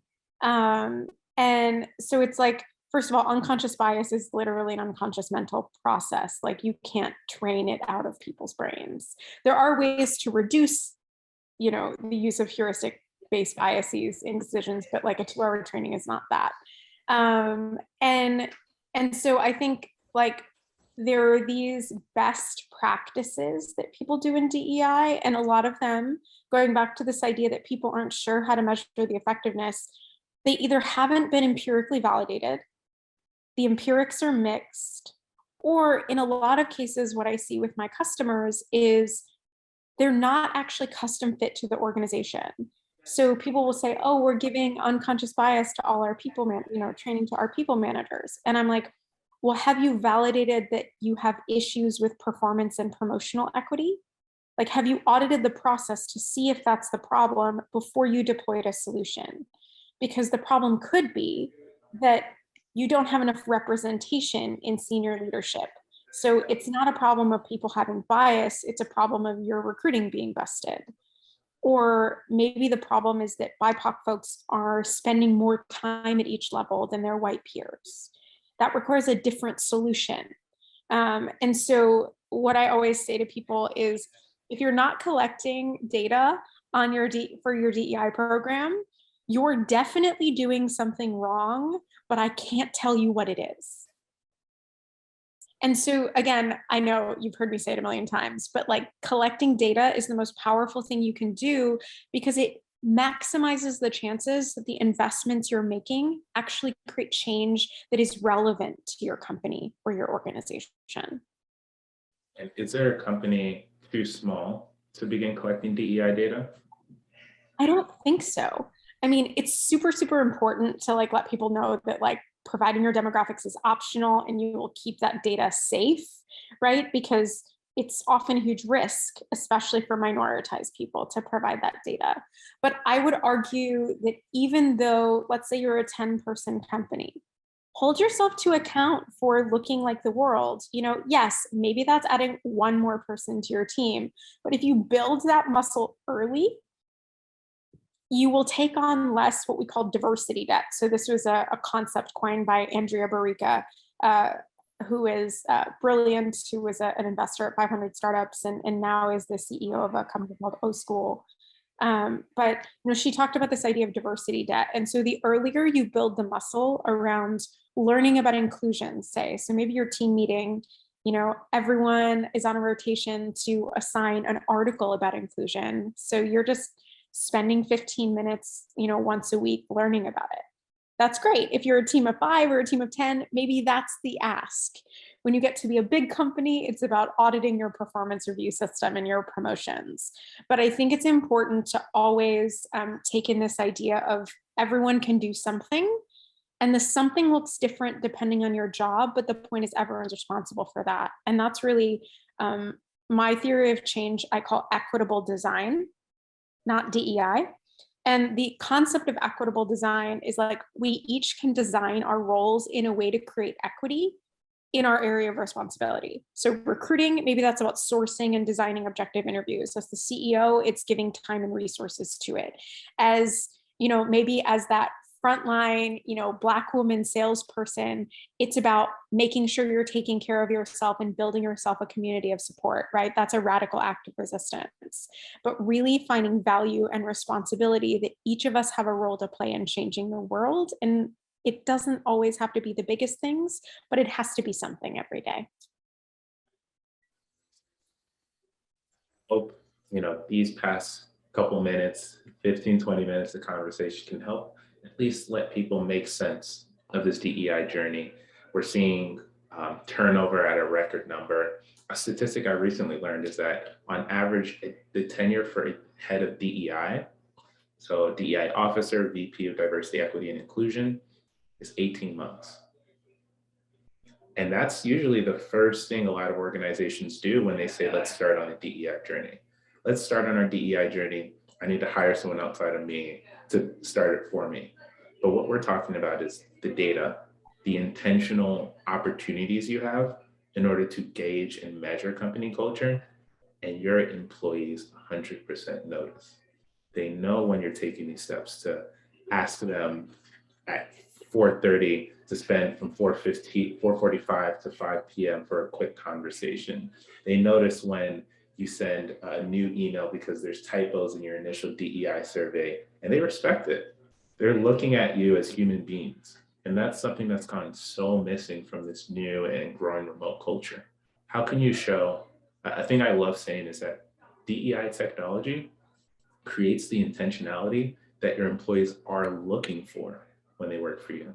And that feeds into a lot of the performance goals, double bottom line, ESG products that you love, that companies want to be able to share, because your employees are looking at you, competition, and potential hires are all looking at these things you do to build and create culture.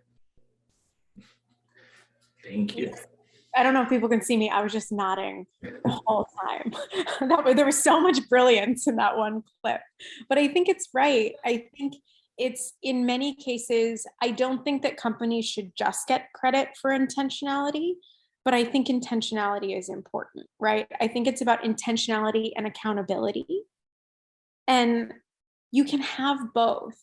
And to just, really back up what you're saying is that customers, candidates, employees aren't looking for perfection, they're looking for progress. And so I think that's one of the things is we're seeing is that, especially for millennials and Gen Z, they're increasingly wanting to work at companies that align to their values, that have positive social impact. And so I would also say that we're kind of past the point where we need to convince leaders that this is valuable. I would actually make the argument that if you don't understand why it's valuable, you're not qualified to be leading a company. Right? Like it should just be a job level qualification at this point, in the same way that you understand how to write a budget. And so work, how to win friends and influence people has been out for decades now.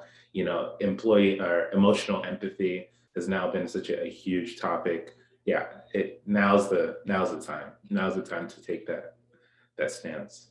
Absolutely. And again, I go back to this idea, and folks can read more deeply into the Culture and Workplace DEI report. But what our research shows is that it's the same types of things that drive forward this initiative as drive forward other things. So what that says is, and I'm not saying it's easy, but I'm saying it is simple, in that a lot of the solutions are known, and this isn't an issue of will, not an issue of capability to get started, which I think is really exciting. Because it means that every company can take progress, like can take steps to make progress. And I mean, we're seeing more chief diversity officers hired, like there's still potential for progress, but ultimately we're not going to get there if we don't see more courageous leadership from companies. Absolutely.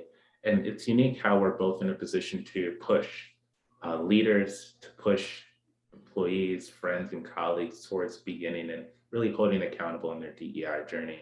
I'd love to go a bit into the micro of the macro topic. Aubrey, what does your day-to-day look like? Oh, my day-to-day, it's a little bit of like a jumble every day. So as you said at the beginning, I look after our DEI strategy, both from a cultural transformation perspective, but also looking at the way that we provide DEI support from a customer perspective, and then also help the product team think about how we enable equity and inclusion for our customers with our tech products. So my day might start out with this week, a press interview about the new data that we've released, and then jumping into an all sort of HR team meeting, maybe a couple of coaching conversations with leaders who are looking to advance on their journey, you know, a one-on-one with folks on my team. A little bit later today, I'll be jumping into we have a tiger team in sales that sort of drives energy and education around DEI for our sales team. So I get to touch a little bit of everything, but the coolest part of my job, to be totally honest, is because I work with so many different people across the business, I get to learn from all of these brilliant people all day that are like I'm like, hey, we should talk about DEI. And then they bring their brilliance and make it 25 times better than anything I thought was possible. So I always think of myself in such a privileged position because I get to continue learning and I get to see ways that I can be better and show up better basically all day. And you've touched on such key factors of being an influential and important leader within your organization, leading people, leading inclusion. I'd like to highlight on that idea of inclusion. You know, not only are you looking at it from an external standpoint of how to ensure customers understand inclusion, but you're enacting it on a day-to-day basis. What superpower would you say you have when you're working within an organization focused on DEI? Oh, that's such an insightful question. I think one of my superpowers comes from like the kind of funky identities that I have. So as you can see, because we're on video, like I'm mixed race, but white assumed, my disabilities are invisible. I'm queer, but like that's kind of hard to like see. And so I have experiences on both sides of the marginalization line where I know what it's like to be treated like someone from a majority group, but I also know what it's like to be from a marginalized group. And I think that that particular perspective means that I can show up as a better partner for a broader variety of people because I can empathize, or I have access to different life experiences that I think anybody who has any of those mixed or liminal identities would also relate to. But I think for me, that's the thing that I hope that I bring to the work, is that I can make people feel seen and supported no matter which identity they come from, even though there's obviously a lot of identities that like I don't have any lived experience with, and I don't want to be arrogant enough to think that I know what that life feels like. But I can usually take something from my experience and get to at least a little bit of understanding. So that for me is something I think that helps me in my work in order to help people either feel more confident or to drive them forward on their inclusion journeys. Yeah. Amazing. Kind of knowing that split, knowing that opportunity between empathy and sympathy, how to offer both, how to really stand up and speak for others. And again, it really sounds like the key word of our conversation has been around accountability. Thank you. Aubrey, this has been an amazing conversation. For those here, I highly encourage you to follow Aubrey on Twitter. Would you like to just drop your Twitter handle?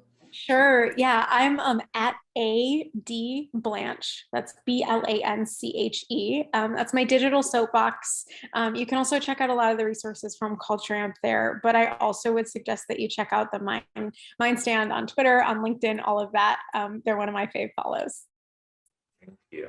Thank you. That recent thread you had, just talking about the idea of an invisible disability and just being candid. It's so often, in the goal of this show is to highlight, people of unique perspectives and what impels them and brings them to the workplace. Aubrey, this has been an amazing conversation. You highlighted Twitter and the website, but what's another way for people to get in contact with you? What questions should people come to you with? Yeah, absolutely. So my website is just aubreyblanche.com, and you go to the contact form, you can shoot me an email right there. But I would say folks who are looking for support on their DEI journeys, I do a lot of coaching for leaders, but also work with companies sort of one-on-one to help them craft their strategies. So I just love the opportunity to help, people and companies, what I think of as be the best versions of themselves. Aiden. Thank you. Last question. Do you know one or two people that would love, based on our conversation, to jump on the MindStand Pod? All right. So I'm going to give you people that I think you should be following, and then I will try to get them on the pod for you. So Katrina Jones, who has tons of DEI experience. She's a consultant, and she is just one of the most connected, aware people. I learn things from her all the time. And then another person who is both a CEO and an activist that I really suggest that folks follow is Michelle Mi-Jung Kim. So she wrote a book called The Wake Up last year, which is about really aligning your intentions with your impact. And I think both of those folks are just incredibly brilliant thinkers and people that I feel like grateful to even get the chance to learn from. Our goal is to really bring resources, as well to the conversation. And those are two amazing people I look forward to connecting with. Thank you, Aubrey. Thank you for joining the MindStand Pod, and just thank you for sharing your perspectives. Thank you for having me. It's an honor to be even in the company of folks like you. So I'm really, really grateful for it. Thank you, everyone, for joining. This was a great conversation.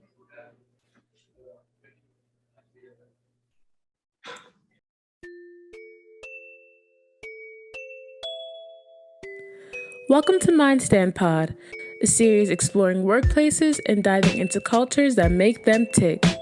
Each of our seasons will dive into unique factors of business, provide great stories from leaders in human capital, and offer helpful insights you can use today to impact your company.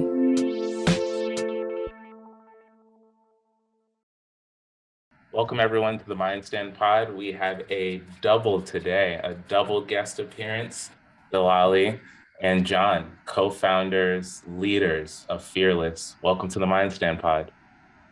Hey, thanks for having us, Mike. Yeah, thanks for having us. Appreciate it. And these are people where, when I look back, I can cross this off my bucket list. I was able to have a great conversation and just unpack, the brains of leaders of Baltimore. If I may, I would love to just describe Fearless, a company focused on building software with a soul, a government consultancy agent, a government services agency focused on things such as the new National African American History Museum, digital display, down to how we go about thinking of healthcare.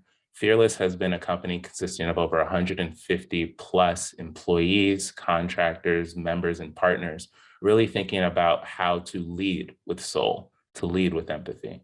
So let's start with this. We'll do a round robin. Who are you? So I'm Delali Dzirasa. I'm the CEO of Fearless. I am a husband. I am a father. I am a little brother that was tortured by his older siblings much of my life growing up. I'm a lover of Baltimore. I am a lover of equity and just really passionate about using technology to drive change. Yeah, I love the question. Every time I talk to somebody, that's what I ask. I say, who are you? Not what do you do? And we often confuse the two, right? So I'm John Foster. I'm also a dad. My kids are actually in the office with me today. They're off from school. We have a little arcade in the Fearless building, so they're over there playing with that. Hopefully they'll stay over there. I'm a husband. Been with Fearless since the beginning. It's been a great adventure. I'm the chief operating officer for the company. Really enjoy just interacting with people, right? Like that is the thing that brings me joy in the world, right? And getting the best and driving people towards like their whys, right? And the last thing I'll say is I'm an avid lover of basketball, and I have stories about how I whooped Delali on the basketball court that I can share in this podcast if you would like me to. And I'll stop there. Oh, please go in. Would love to know the record. I didn't want the smoke. Awesome. So let's chat a bit. MindStand, we're a company focused on identifying inclusion within the company, focusing on company culture. What are the feelings, the inner workings of a company that you'd like to understand? You, Delali, and John have built companies, have built this company from its infancy, whether it's BW Tech and having Ellen Hemmerly as an advisor, to growing your company as one of the faces of downtown Baltimore. What is top of mind about the work that you do today? Yeah, it's a great question. I think what's top of mind for our work, and it surprises people often, it's not the tech, right? It's always about the people. At the end of the day, there is a human, right? A person that is sitting on the other end of whatever technology that we bring that has something they're trying to get done, right? And how we partner with them, even if they don't know it, right? In order to achieve that outcome is what drives us. And so it might be people that need better access to healthcare, right? It might be people that are struggling and need better resources to power their education. So that is the person that we work for. That is what drives us, and that's what stays kind of forefront of mind for me. The tech is a conduit, right? The tech is a means in which we deliver that outcome to that person, but it's not why we do what we do. Yeah, piggyback off of that, right? And what you'll see is really the yin yang relationship here, right? So what you hear Delali talk is the vision, right? Setting direction, right? And so for me, it is, well, how do you operationalize that thought, right? And so if you're talking about people, right, you have to figure out how to bring alignment to people's whys, right? Like what outcomes they're trying to drive towards, and help them align to what our company whys are, right? And ultimately, in order to get to the outcomes that Delali talked about, right, we have to be more cognizant around like how to build capacity in people to do that, right? So those are the things that are top of my mind, is whys and capacity building. Amazing tag team. And I'd love to start with you, John. All in line with that, what would you consider you've been recruited to the Avengers team? That funny scene happens where like you fall in like feathers, and now you finally wake up and realize you have your superpower. What would be your superpower, John? Yeah, I think you mentioned it like at the start, right? And it's at the core of the company. It is, I'm a very empathetic person, right? Like I start with meeting people where they're at, right? Because everybody has a different journey, right? I often say to individuals when they come on to Fearless, right? I fully understand that you showing up on a Monday and who you are on a Monday will be different than who you are on a Friday, and that is okay. And I think most companies tend to like try to put people in a box and not let people grow, or not let people change, or not let people have triumphs and failures along the way. So for me, it starts with empathy and understanding that like I'm here to support you in your growth, in your stumbles, right? And ultimately by doing so, we build you up so that you can get to the outcomes that I feel like you're trying to get to. I was going to actually say that I think John's superpower, he missed some stuff, is actually making my hair fall out. So he just looks at me with problems and my hair starts to fall out. I had an afro when we first met. So this is a culmination of many years of so much lies. So much lies. It's certainly the other way around there, sir. I would love to know your superpower, Delali. I think my superpower is vision and creating, right? So I'm the person that can expel an exorbitant amount of energy, right? To see something and get something new off the ground, right? I am not the person you want to run the thing long term, right? It's my superpower to keep us moving forward, keep us thinking about what's next, staying 2, 3, 4, 5 years ahead of the company and where we need to be going and what investments we need to make now in order to get there. So my superpower is definitely creation, right? It is seeing, what other people may see as a blank canvas. I'm seeing a painting, right? I'm seeing the picture. I'm seeing all the pieces kind of come together. That's where I'm strongest.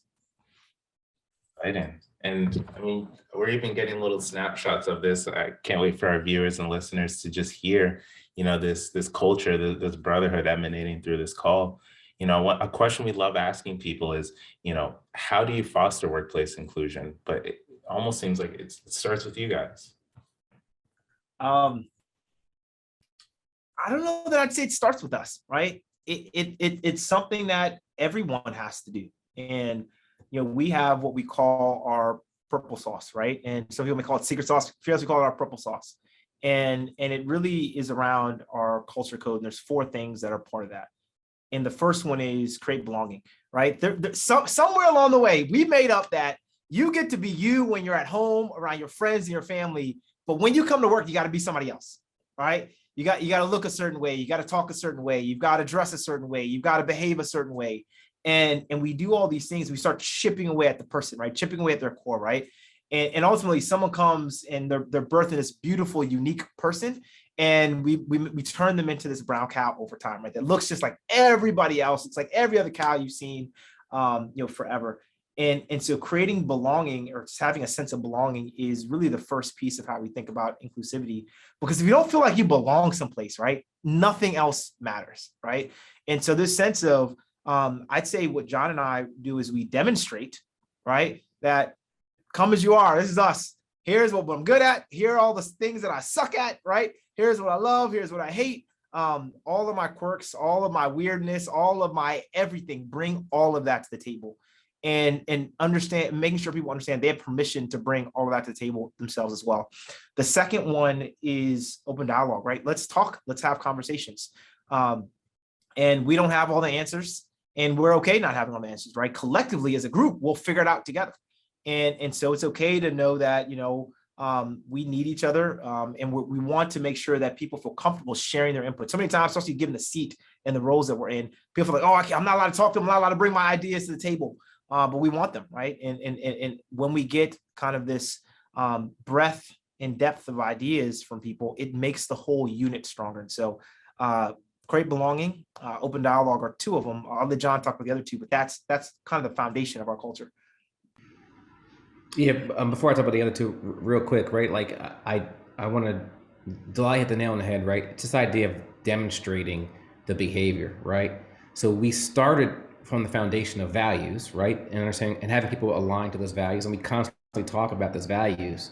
And then we set the expectation that you behave towards those values, right? And that way we know we can have that open dialogue, or we can have we can create that inclusive environment because we know what to expect from one another, right? So I'm a firm believer of behaviors come from values, right? And so that's one thing I want to say. And the second thing I would say is like the other 2 values that we have are take initiative and make impact, right? And really it's this idea around, for taking initiative, everybody in the company is a leader, right? And we have to help people understand the separation of leadership and management, right? Because that's what, those 2 things tend to be like confused with one another, right? And so we expect everybody to take the initiative to lead, right? In order to make an impact, right? And ultimately make an impact is about getting to outcomes, right? Fundamental state of leadership is understanding that you have to be okay and shed this idea of how you feel about situations and ultimately help to get to greater outcomes, right? So take initiative to get to greater outcomes or make an impact are the other 2 values that we have here at Fearless. Byron, we've spoken to so many over the past episodes, consultants, people actively in this space. So we've heard a number of, ways that leaders don't make leadership or don't make management and inclusion intentional. It really sounds like from the jump, that was a very important part.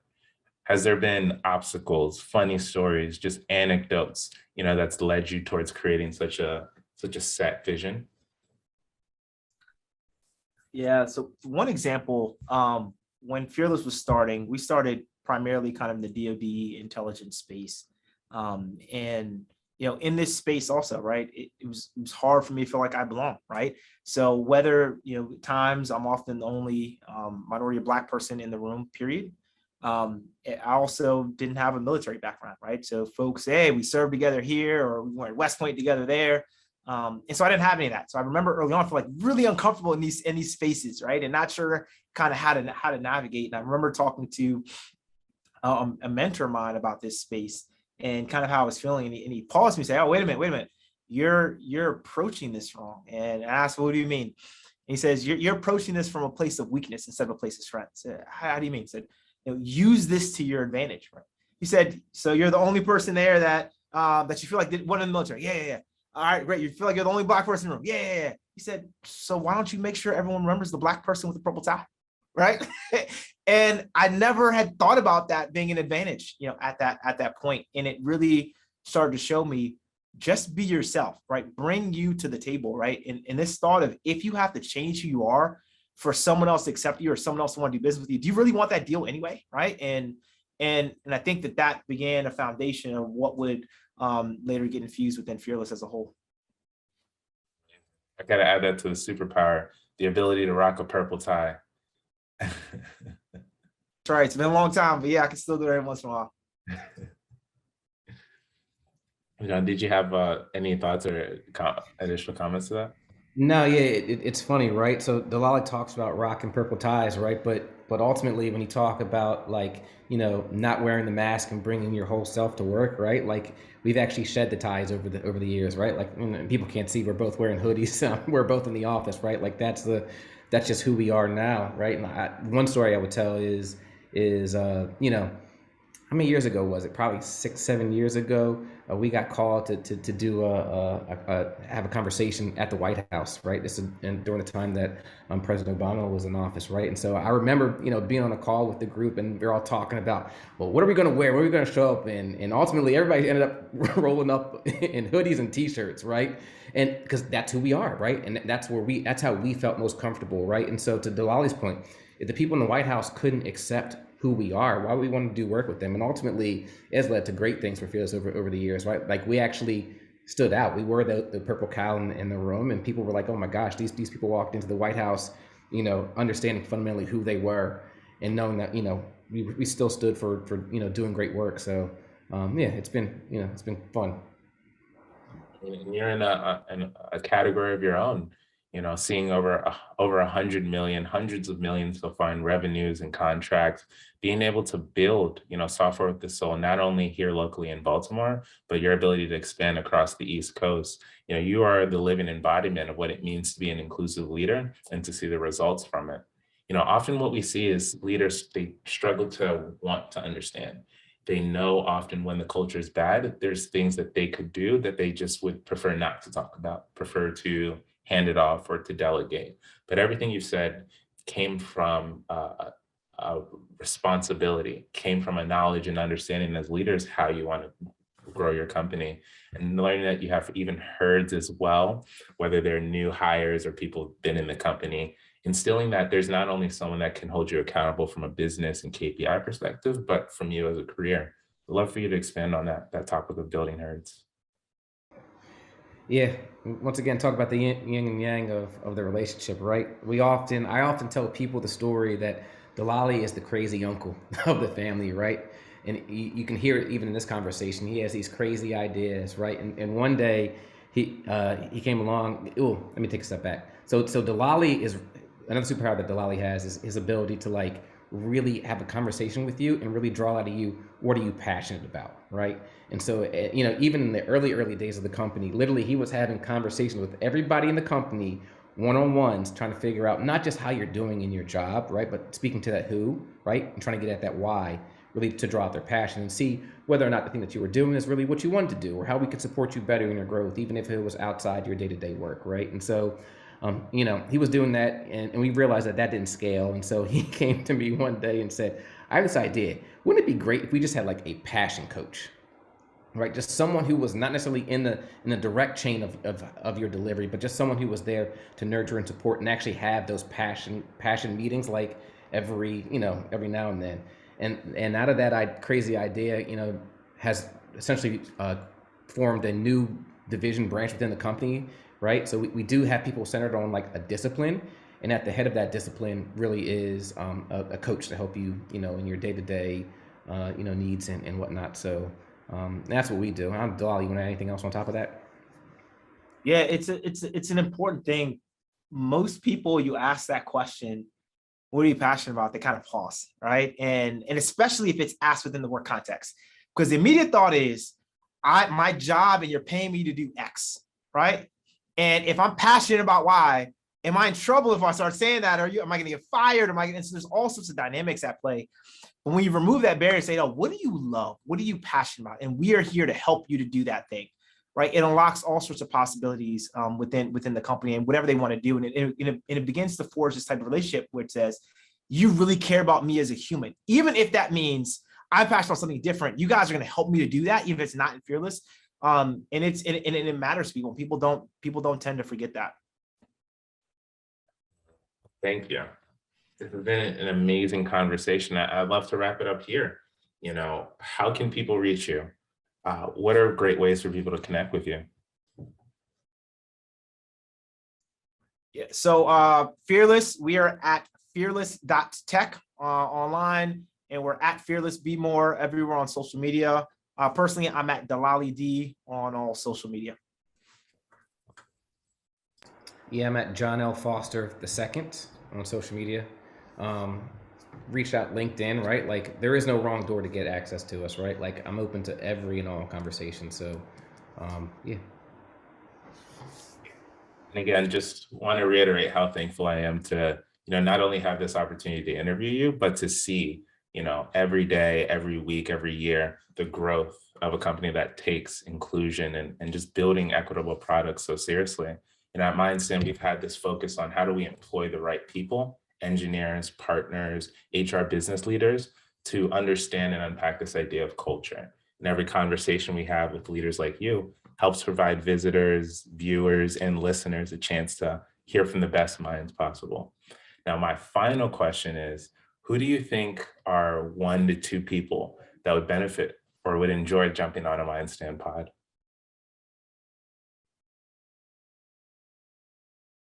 This is like all the smoke. If you say it, you got to make it happen.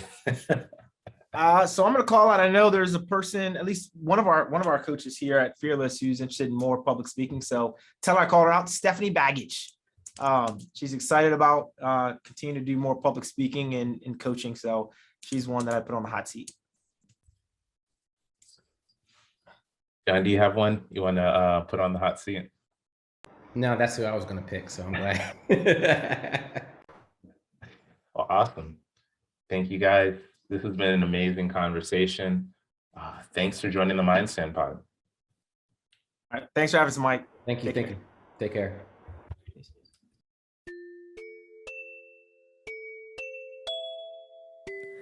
Welcome to MindStand Pod, a series exploring workplaces and diving into cultures that make them tick. Each of our seasons will dive into unique factors of business, provide great stories from leaders in human capital, and offer helpful insights you can use today to impact your company. Welcome to another MindStand Pod. We have the amazing Shariga Zoe, Army veteran, proclaimed doerpreneur, head of Grow with Zoe. I want to make sure I say that correctly. Head, CEO, and founder of Grow with Zomo, a minority-owned, veteran-owned business focused on innovating DEI within the hospitality industry. I mean, decorated in your career, writer for Meetings Today, consultant for Tourism Diversity Matters. We have someone who served not only for our country, but served for people who want to learn more about inclusive perspectives. Thank you and welcome to the show, Zoe. Oh, well, thank you. I mean, it's always, it's always a little humbling, or it's hard to hear when someone's giving you your flowers right in front of you. Like, what do you do? Like, thank you.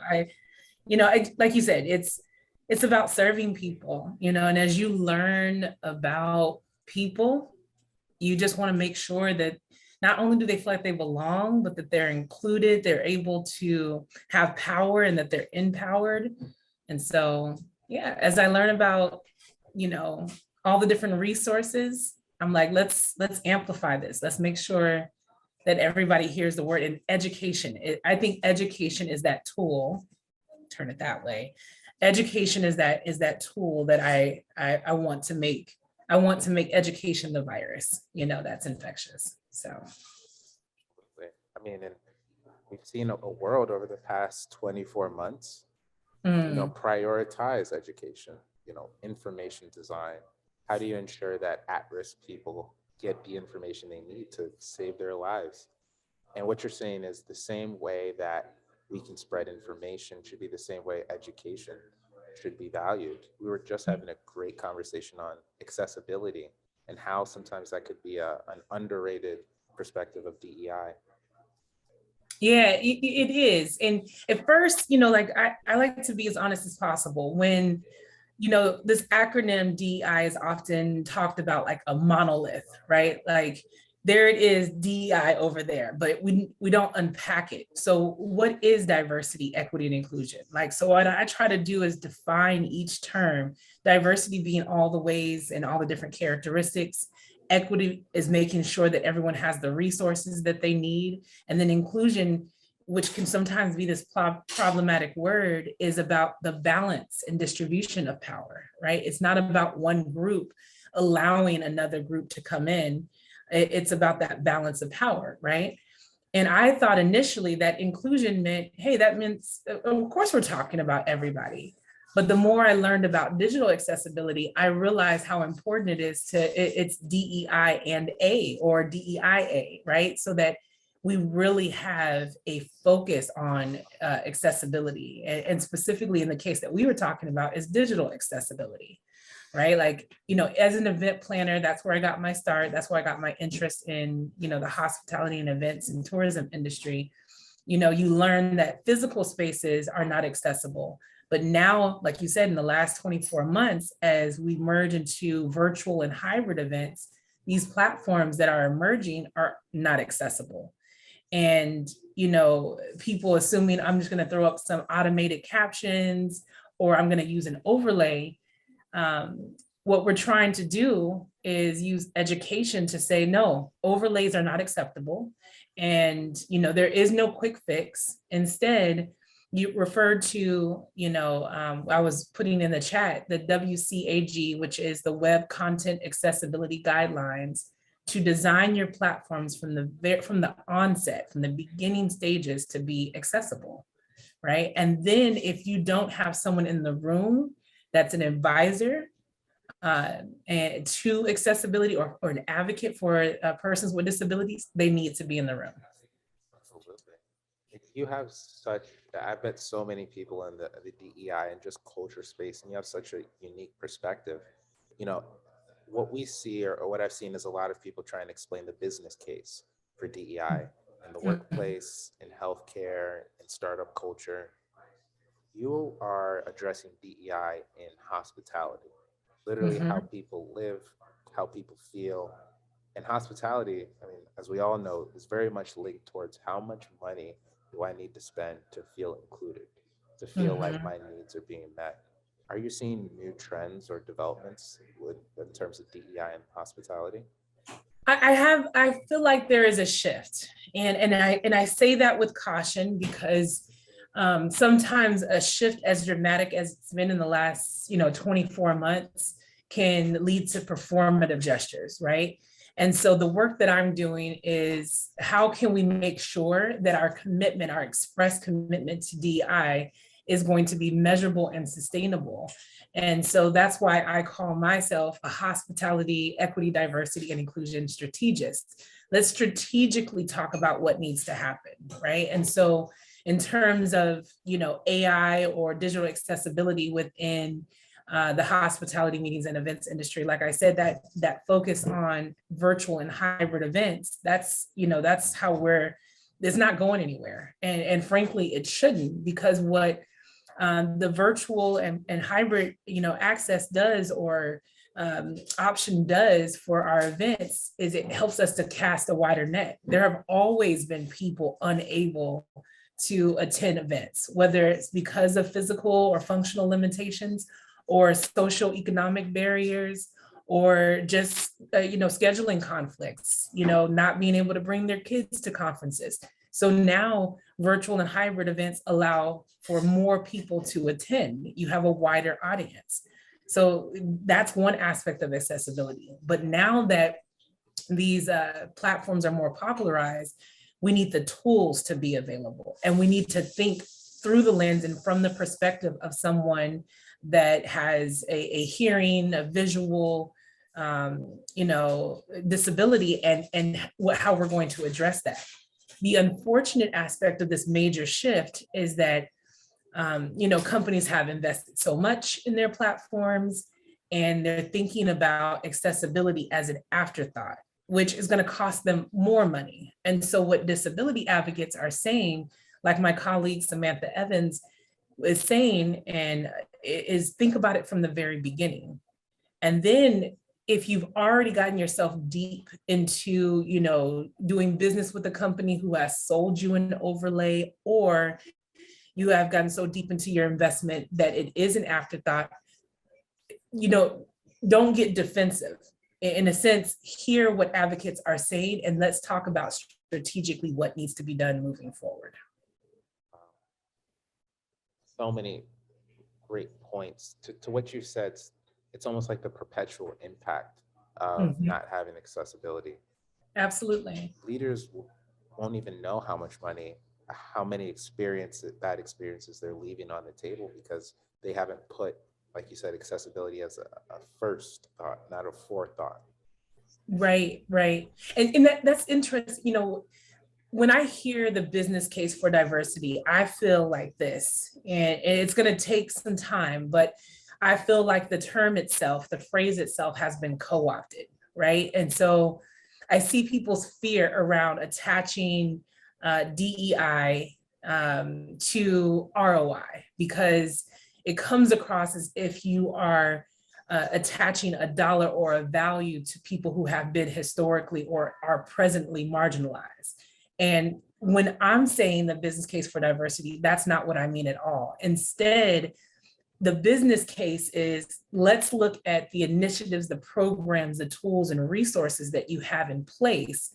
And are they valuable to the people that you said you're committed to serving, right? And if they're not, this tool that you're investing in is costing you more money. And so that doesn't fit along with your business strategy or your goals. You've invested in something that is causing more harm than good, right? So we need to assess that particular initiative, resource, or tool and strategically look at a way to make sure that it's not doing that, right? That it's not harming people. And so that I look at the business case as, an assessment and an analysis of what has been implemented. Is it really working? And when we want to find if it's really working, we have to measure it. Has this, if we're talking about overlays, how many people does that prevent from actually accessing your platform? So if you want to cast a wider net, if you want more people to access your platform, that overlay is actually creating a barrier, and you've caused more harm, or you've added to the problem instead of actually being an ally or someone in solidarity. Wow. For some reason, I just have this feeling that this isn't the first time you've explained the business case for diversity, equity, and inclusion, as well as accessibility. Could you name some of the organizations, some of the opportunities you've had to really share, your learnings and expertise in this space? Well, I start with Meeting Professionals International, right, which is a trade association, trade organization. It's member-based. And so it's based in Texas, and it's an international organization. So it has chapters in Europe and in Canada and across the US, so over 70 chapters. Now, the members or the target audience for an association like that is every company that you can think of, you know, from I've been in the room with Marriott, I've been in the room with Hilton, what we call destination management companies or organizations, or conventions and visitors bureau. You know, I've been in Tampa, I've been in Mexico, and everybody in the room from national sales director to corporate event planners to independent planners. And so as of recently, shameless plug, yesterday just launched an event DEI strategist course with a platform called Event Leadership Institute. And that same reach are those same individuals who are working at hotels, venues, AV companies that want to know how to strategically implement DEI into their business. And, you know, we talk about everything from how to write anti-racism policies to, you know, making sure that you have accessibility tools built into the platforms. But the latest conversation with, you know, this organization and all the members of it is around consumer power and partnership accountability. So recognizing the innate value that the customer has, and then using that to almost forecast how to build your business with them, with those perspectives in mind. Yeah, like because it's an ecosystem, right? You know, every industry is, or just business as an ecosystem. So us as consumers, like if and when, because you know it's bound to happen that we collaborate, you know, grow with Zomo and MindStand. Like we already have the inclusive language, you know, project that's out there. As we build together, as we do any project together, as I learn, if I'm holding you accountable to what I learn and vice versa, then we're benefiting our entire ecosystem. So as a consumer, the power that I have, if I'm going to use any resource or tool and I learn that it's not accessible, then the power that I have is, hey, I can't continue my subscription, I can't continue my partnership until you address accessibility. And if you don't know, here's how I'm going to leverage education to help you. Here are some ways, here's a guideline for you to follow. Same with if I see that you don't have any representation of people who identify as transgender, if you don't have someone from the LGBT community, if your language is not inclusive, right? Like I'm going to hold you accountable to doing better, but not just an express commitment to doing better, actionable, strategic ways that you can do better. And it's very solution driven. And I highly encourage everyone listening to sign up for the Inclusive Language Challenge, an ongoing way to, like you said, really look at how you communicate between one another. So looking back at your Slack workspace, whether it's been the past 3 months or from the beginning of the pandemic, work with MindStand and grow with Zomo to upload that conversational data and receive data-driven insights on how you can implement inclusive language and the business impact it can have in your organization. I'd love to circle back on that topic again. Working with companies with 10,000 employees down to 200. What excited you? What business case do you see for a tool like MindStand? Oh, look, there's so many. Okay, so you all are busy out here just getting awards and getting programs and accelerators. I don't want to put too much on your plate, but starting from where, you know, when we first met on Clubhouse, the initial was exactly what you already offer, is how can we help teams, again, assess where they are, right? Recognize things they don't know about their communication, you know, and oftentimes people don't realize that communication is at the heart of DEI. If people communicate differently and they're not realizing that their words, again, are causing harm or, you know, really creating a culture that is exclusive, then they need an assessment. And that assessment reveals, oh, okay, here are some things that we notice. And what I see with MindStand is, again, it uses education. hey, you might want to use this word. Hey, we recognize that this word has been used and the response has been next. So that report is golden. It's a golden ticket. Again, while we use red flags, and sometimes red flags make people feel like, get defensive, red flags are an opportunity for growth, right? If you don't recognize something, and this analysis, this report that MindStand provides says, here are some opportunities for growth, then you can start removing that word from your lexicon, have a list of alternatives. So like when we did that session together for MPI Carolinas, which is a chapter within the entire organization, we talked about the word guys. Oftentimes when someone's before a room or on a Zoom and there's, all kinds of people, a diverse group of people in the room or on the call, and just out of like default, just people say, hey guys, right? And see nothing wrong with it because it's so common in our lexicon. But the more and more we talk about gender identity, non-binary, and patriarchal language, or language that is male dominated, I start with this. Why do you use the term guys? Do you know the history with the term guys? And in a program or tech like MindStand helps people recognize, hey, you use guys this often, but the representation within your workplace, there are 50% women, 50% who identify as male, or 10% who identify as non-binary. Is guys the best term? Or are there alternative words such as folks, people, everybody, everyone? So it's not just to say to you, hey, you're a bad person. It's say, hey, why don't you think about that word? Is that word the most effective? Is it the most powerful? Is it empowering people within your workplace? So yeah, I mean, that's the thing that I saw with MindStand, is an analysis tool, because I don't think that any strategy or initiative that people want to implement should begin without an analysis. Something to benchmark where they are and say, okay, now here are the steps for how we want to grow.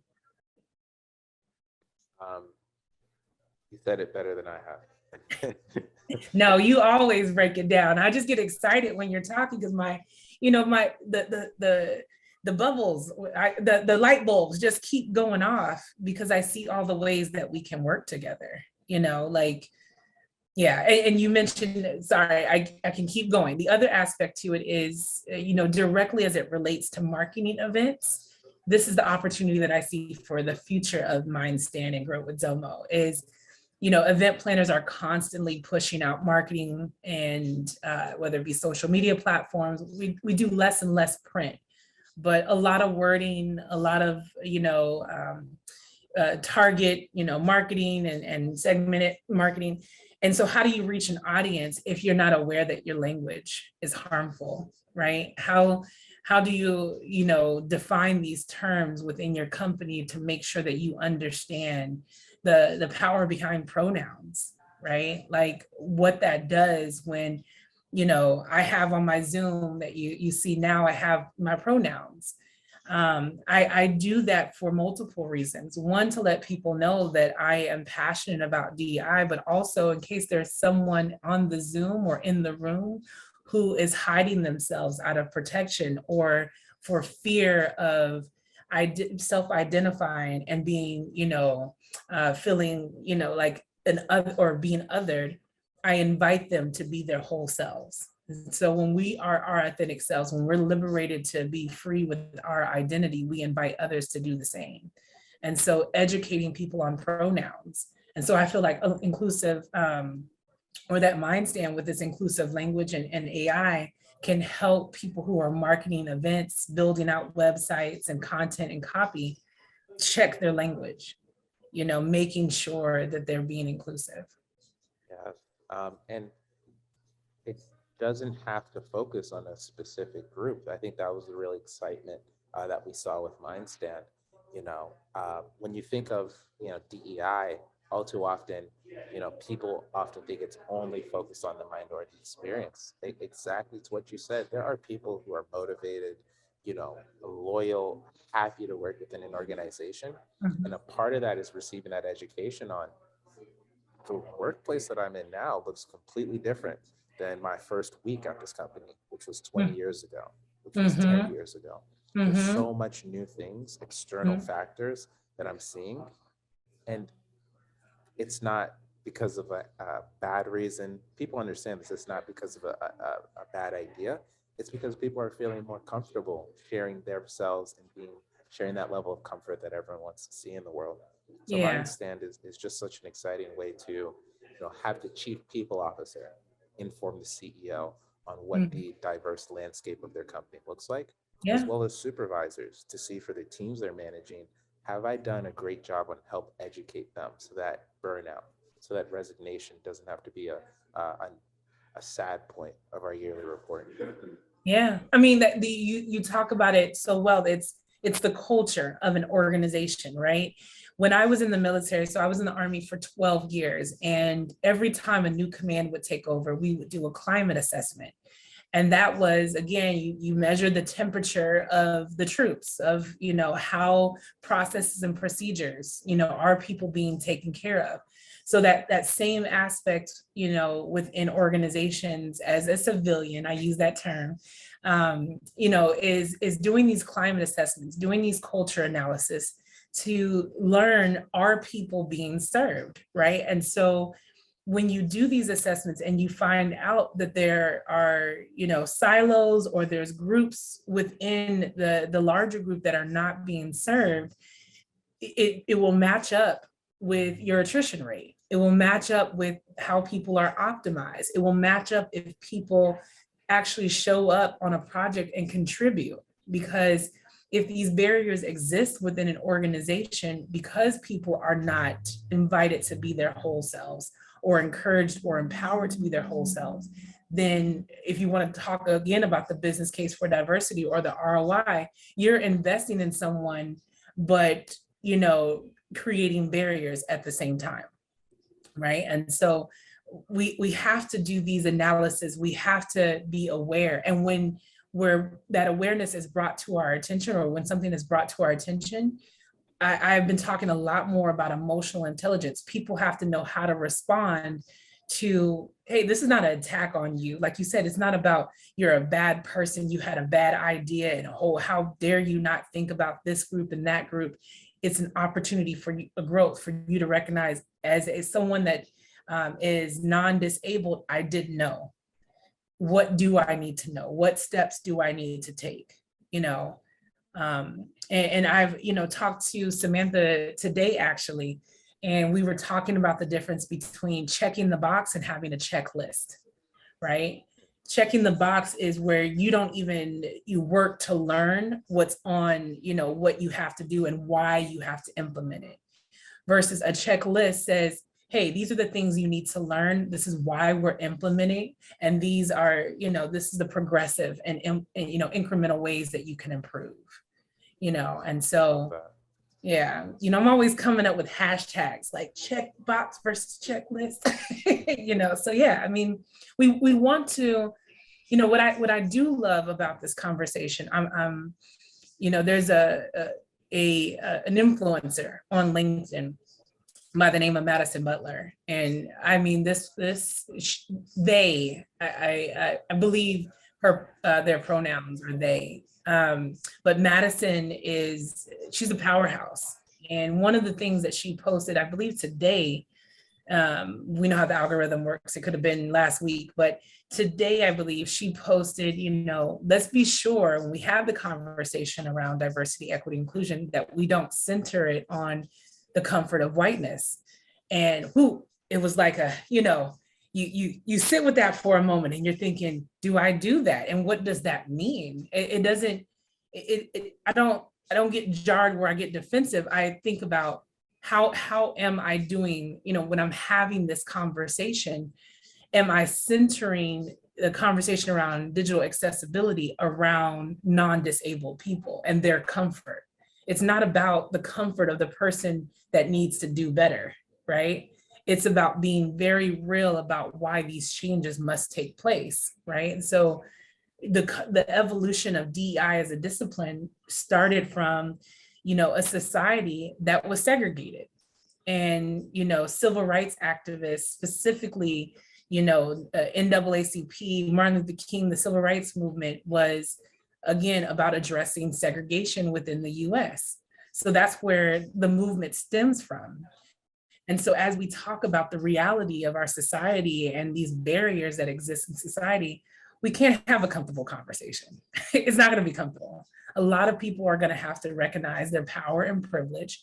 And once they recognize that, how can you leverage it? Whether you're in tech, whether you are non-disabled, whether you're wealthy, how can you leverage that power and privilege to create a more accessible society, period. So let's have that conversation, right? Let's not try to, skirt it. Let's not try to navigate it in a way that gets comfortable. Let's have and that's what that statement means. It means let's have a direct conversation. And if you can't handle it, if it's too hot to handle, get a fan to cool yourself off, because we're gonna have this conversation, So yeah, I mean, I'm enjoying what I'm learning. Is it challenging? Yes, of course, because every time I do, I post a picture on social media, I have to pause and remember to put alt text, or to make sure that my PowerPoint slide has alt text. Or if I'm doing a video, like right now, are we going to be live captioning this when it gets posted? You got to make sure that we are looking at that checklist to make sure that we are serving the people that that are not in the room and that want access to this content so that they can learn too. Absolutely. Thank you, Zoe. I think it's already been very clear just so far in the recording for everyone listening, but I think it's worth asking anyway. What would you label as your superpower? I have a hashtag for that. Let me clear my throat. My hashtag is counsel, not cancel. So COUNSEL, not cancel. And I use this hashtag to recognize that everyone has different styles. I love my counselors out there, the ones who are out there slashing and cutting heads off. It has to happen. It's not my style. It's not my superpower. And that comes from my upbringing. I grew up in predominantly white institutions. I grew up, in the military. I turned 21 in the military when Don't Ask, Don't Tell was legalized, and if you're not familiar with Don't Ask, Don't Tell, that's where you're not free to, be LGBTQ IA in the military.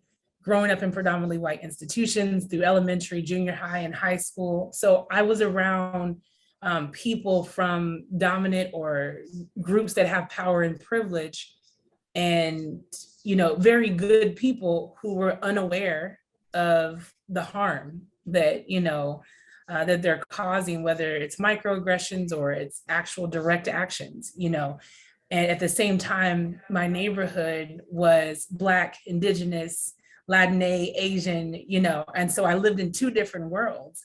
And on both sides of the fence, amazing people, not to sound like Donald Trump at all, but amazing people who just weren't educated either beyond history or on how to be inclusive of each other, or how to, leverage where they were or their education to, actually be fruitful, to really make sure that integration is beneficial and it's not encouraging people to assimilate or conform.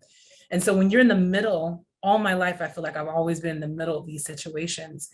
And I believe in the power of education, right? And so if we're really talking about diversity, equity, and inclusion, and we understand systemic oppression, we look at our education system, and it has not been an education that has taught people about institutionalized racism. Like that's like speaking a foreign language to people who only, who don't understand that this institution, that the society that we were in is not built for everyone, right? And that creates barriers in housing and education. So I always want to learn what wasn't taught and be able to educate in a way that we can have a dialogue over. Let's have a conversation. And yeah, so counsel, not cancel is a way that I approach, okay, let me identify again, analyze what you don't know, and then teach it in a way that's going to have you receive it, right? And then once you learn, now you're accountable for what you know, and I will be a resource. I will share an article, I'll share a documentary, I'll share a name of someone that maybe will speak to you in a different way. And that may not be the same, conversation that I'm going to have with the CFO in a company, or I may have with somebody who's from another country, that my conversation is not changing because I'm diluting what I have to say, but that I know how to engage with the audience that I'm speaking to. That to me is a superpower. I couldn't agree more. That will be the title of this episode. That was an amazing,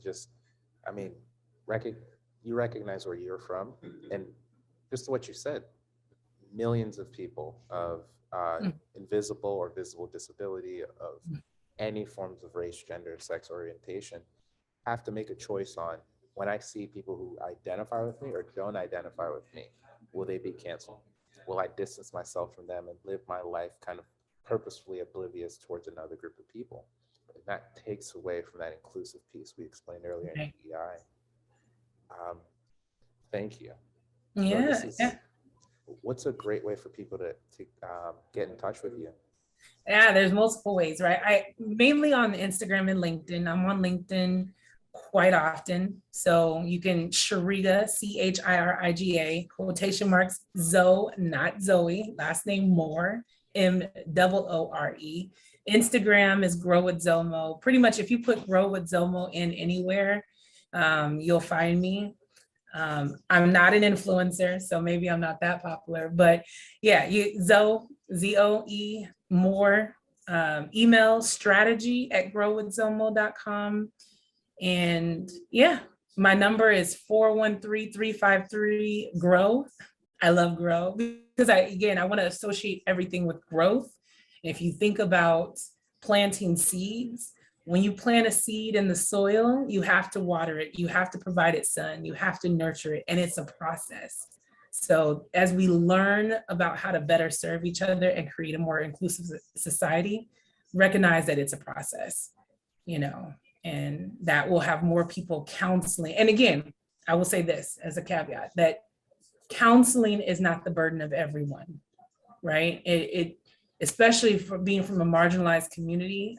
I say this all the time, that it is not easy. It is not easy to be the person who has to speak to a room that doesn't understand or that is not receptive. So it is not the burden of everyone, but because I've identified myself as an advocate and as a strategist, that's why I take on, this endeavor. And I do so with caution in and of myself, because I also need to pay attention to my mental health and well-being. But yeah, so Grow with Zomo. We're learning and we're growing together. Absolutely. And just geographically, I know we've been interviewing people from across the country. Where is a good place for someone to grab a cup of coffee with you?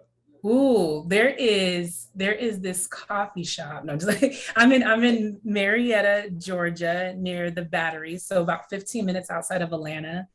There are so many restaurants here that I want to go to. So you just say a restaurant and I'm there.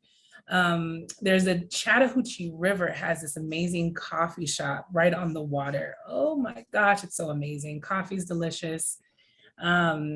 There's several places. Just let me know you're in Atlanta and let's meet up. I need to get out the house more anyway. So yeah, let's do it. I always say, let's grow together, right? Thank you. My last question is, who do you think are 1 to 2 people in your network that would benefit from jumping on a MindStand pod?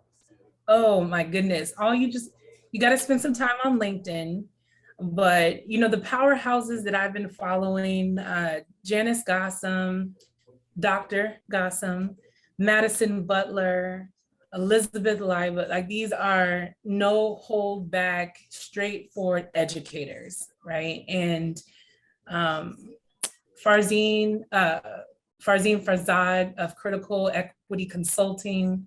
These are my online professors, right? As consultants, as practitioners, we have to build a community. I'll send you a whole list.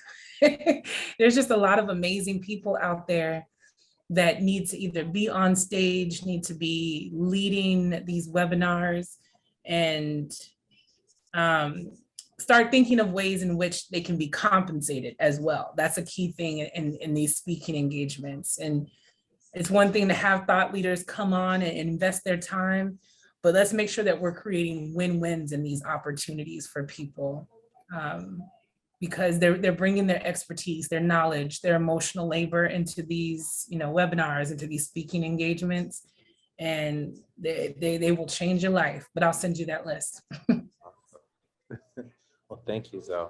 Thank Absolutely. you so much for jumping on the MindStand Pod. Yeah. Tune in for the next episode. This has been an amazing conversation. Yeah, I love to collaborate with you. I don't even have my earrings or my face on or nothing, You look great, I promise. Thank you. All right, thank you, everyone. Take care.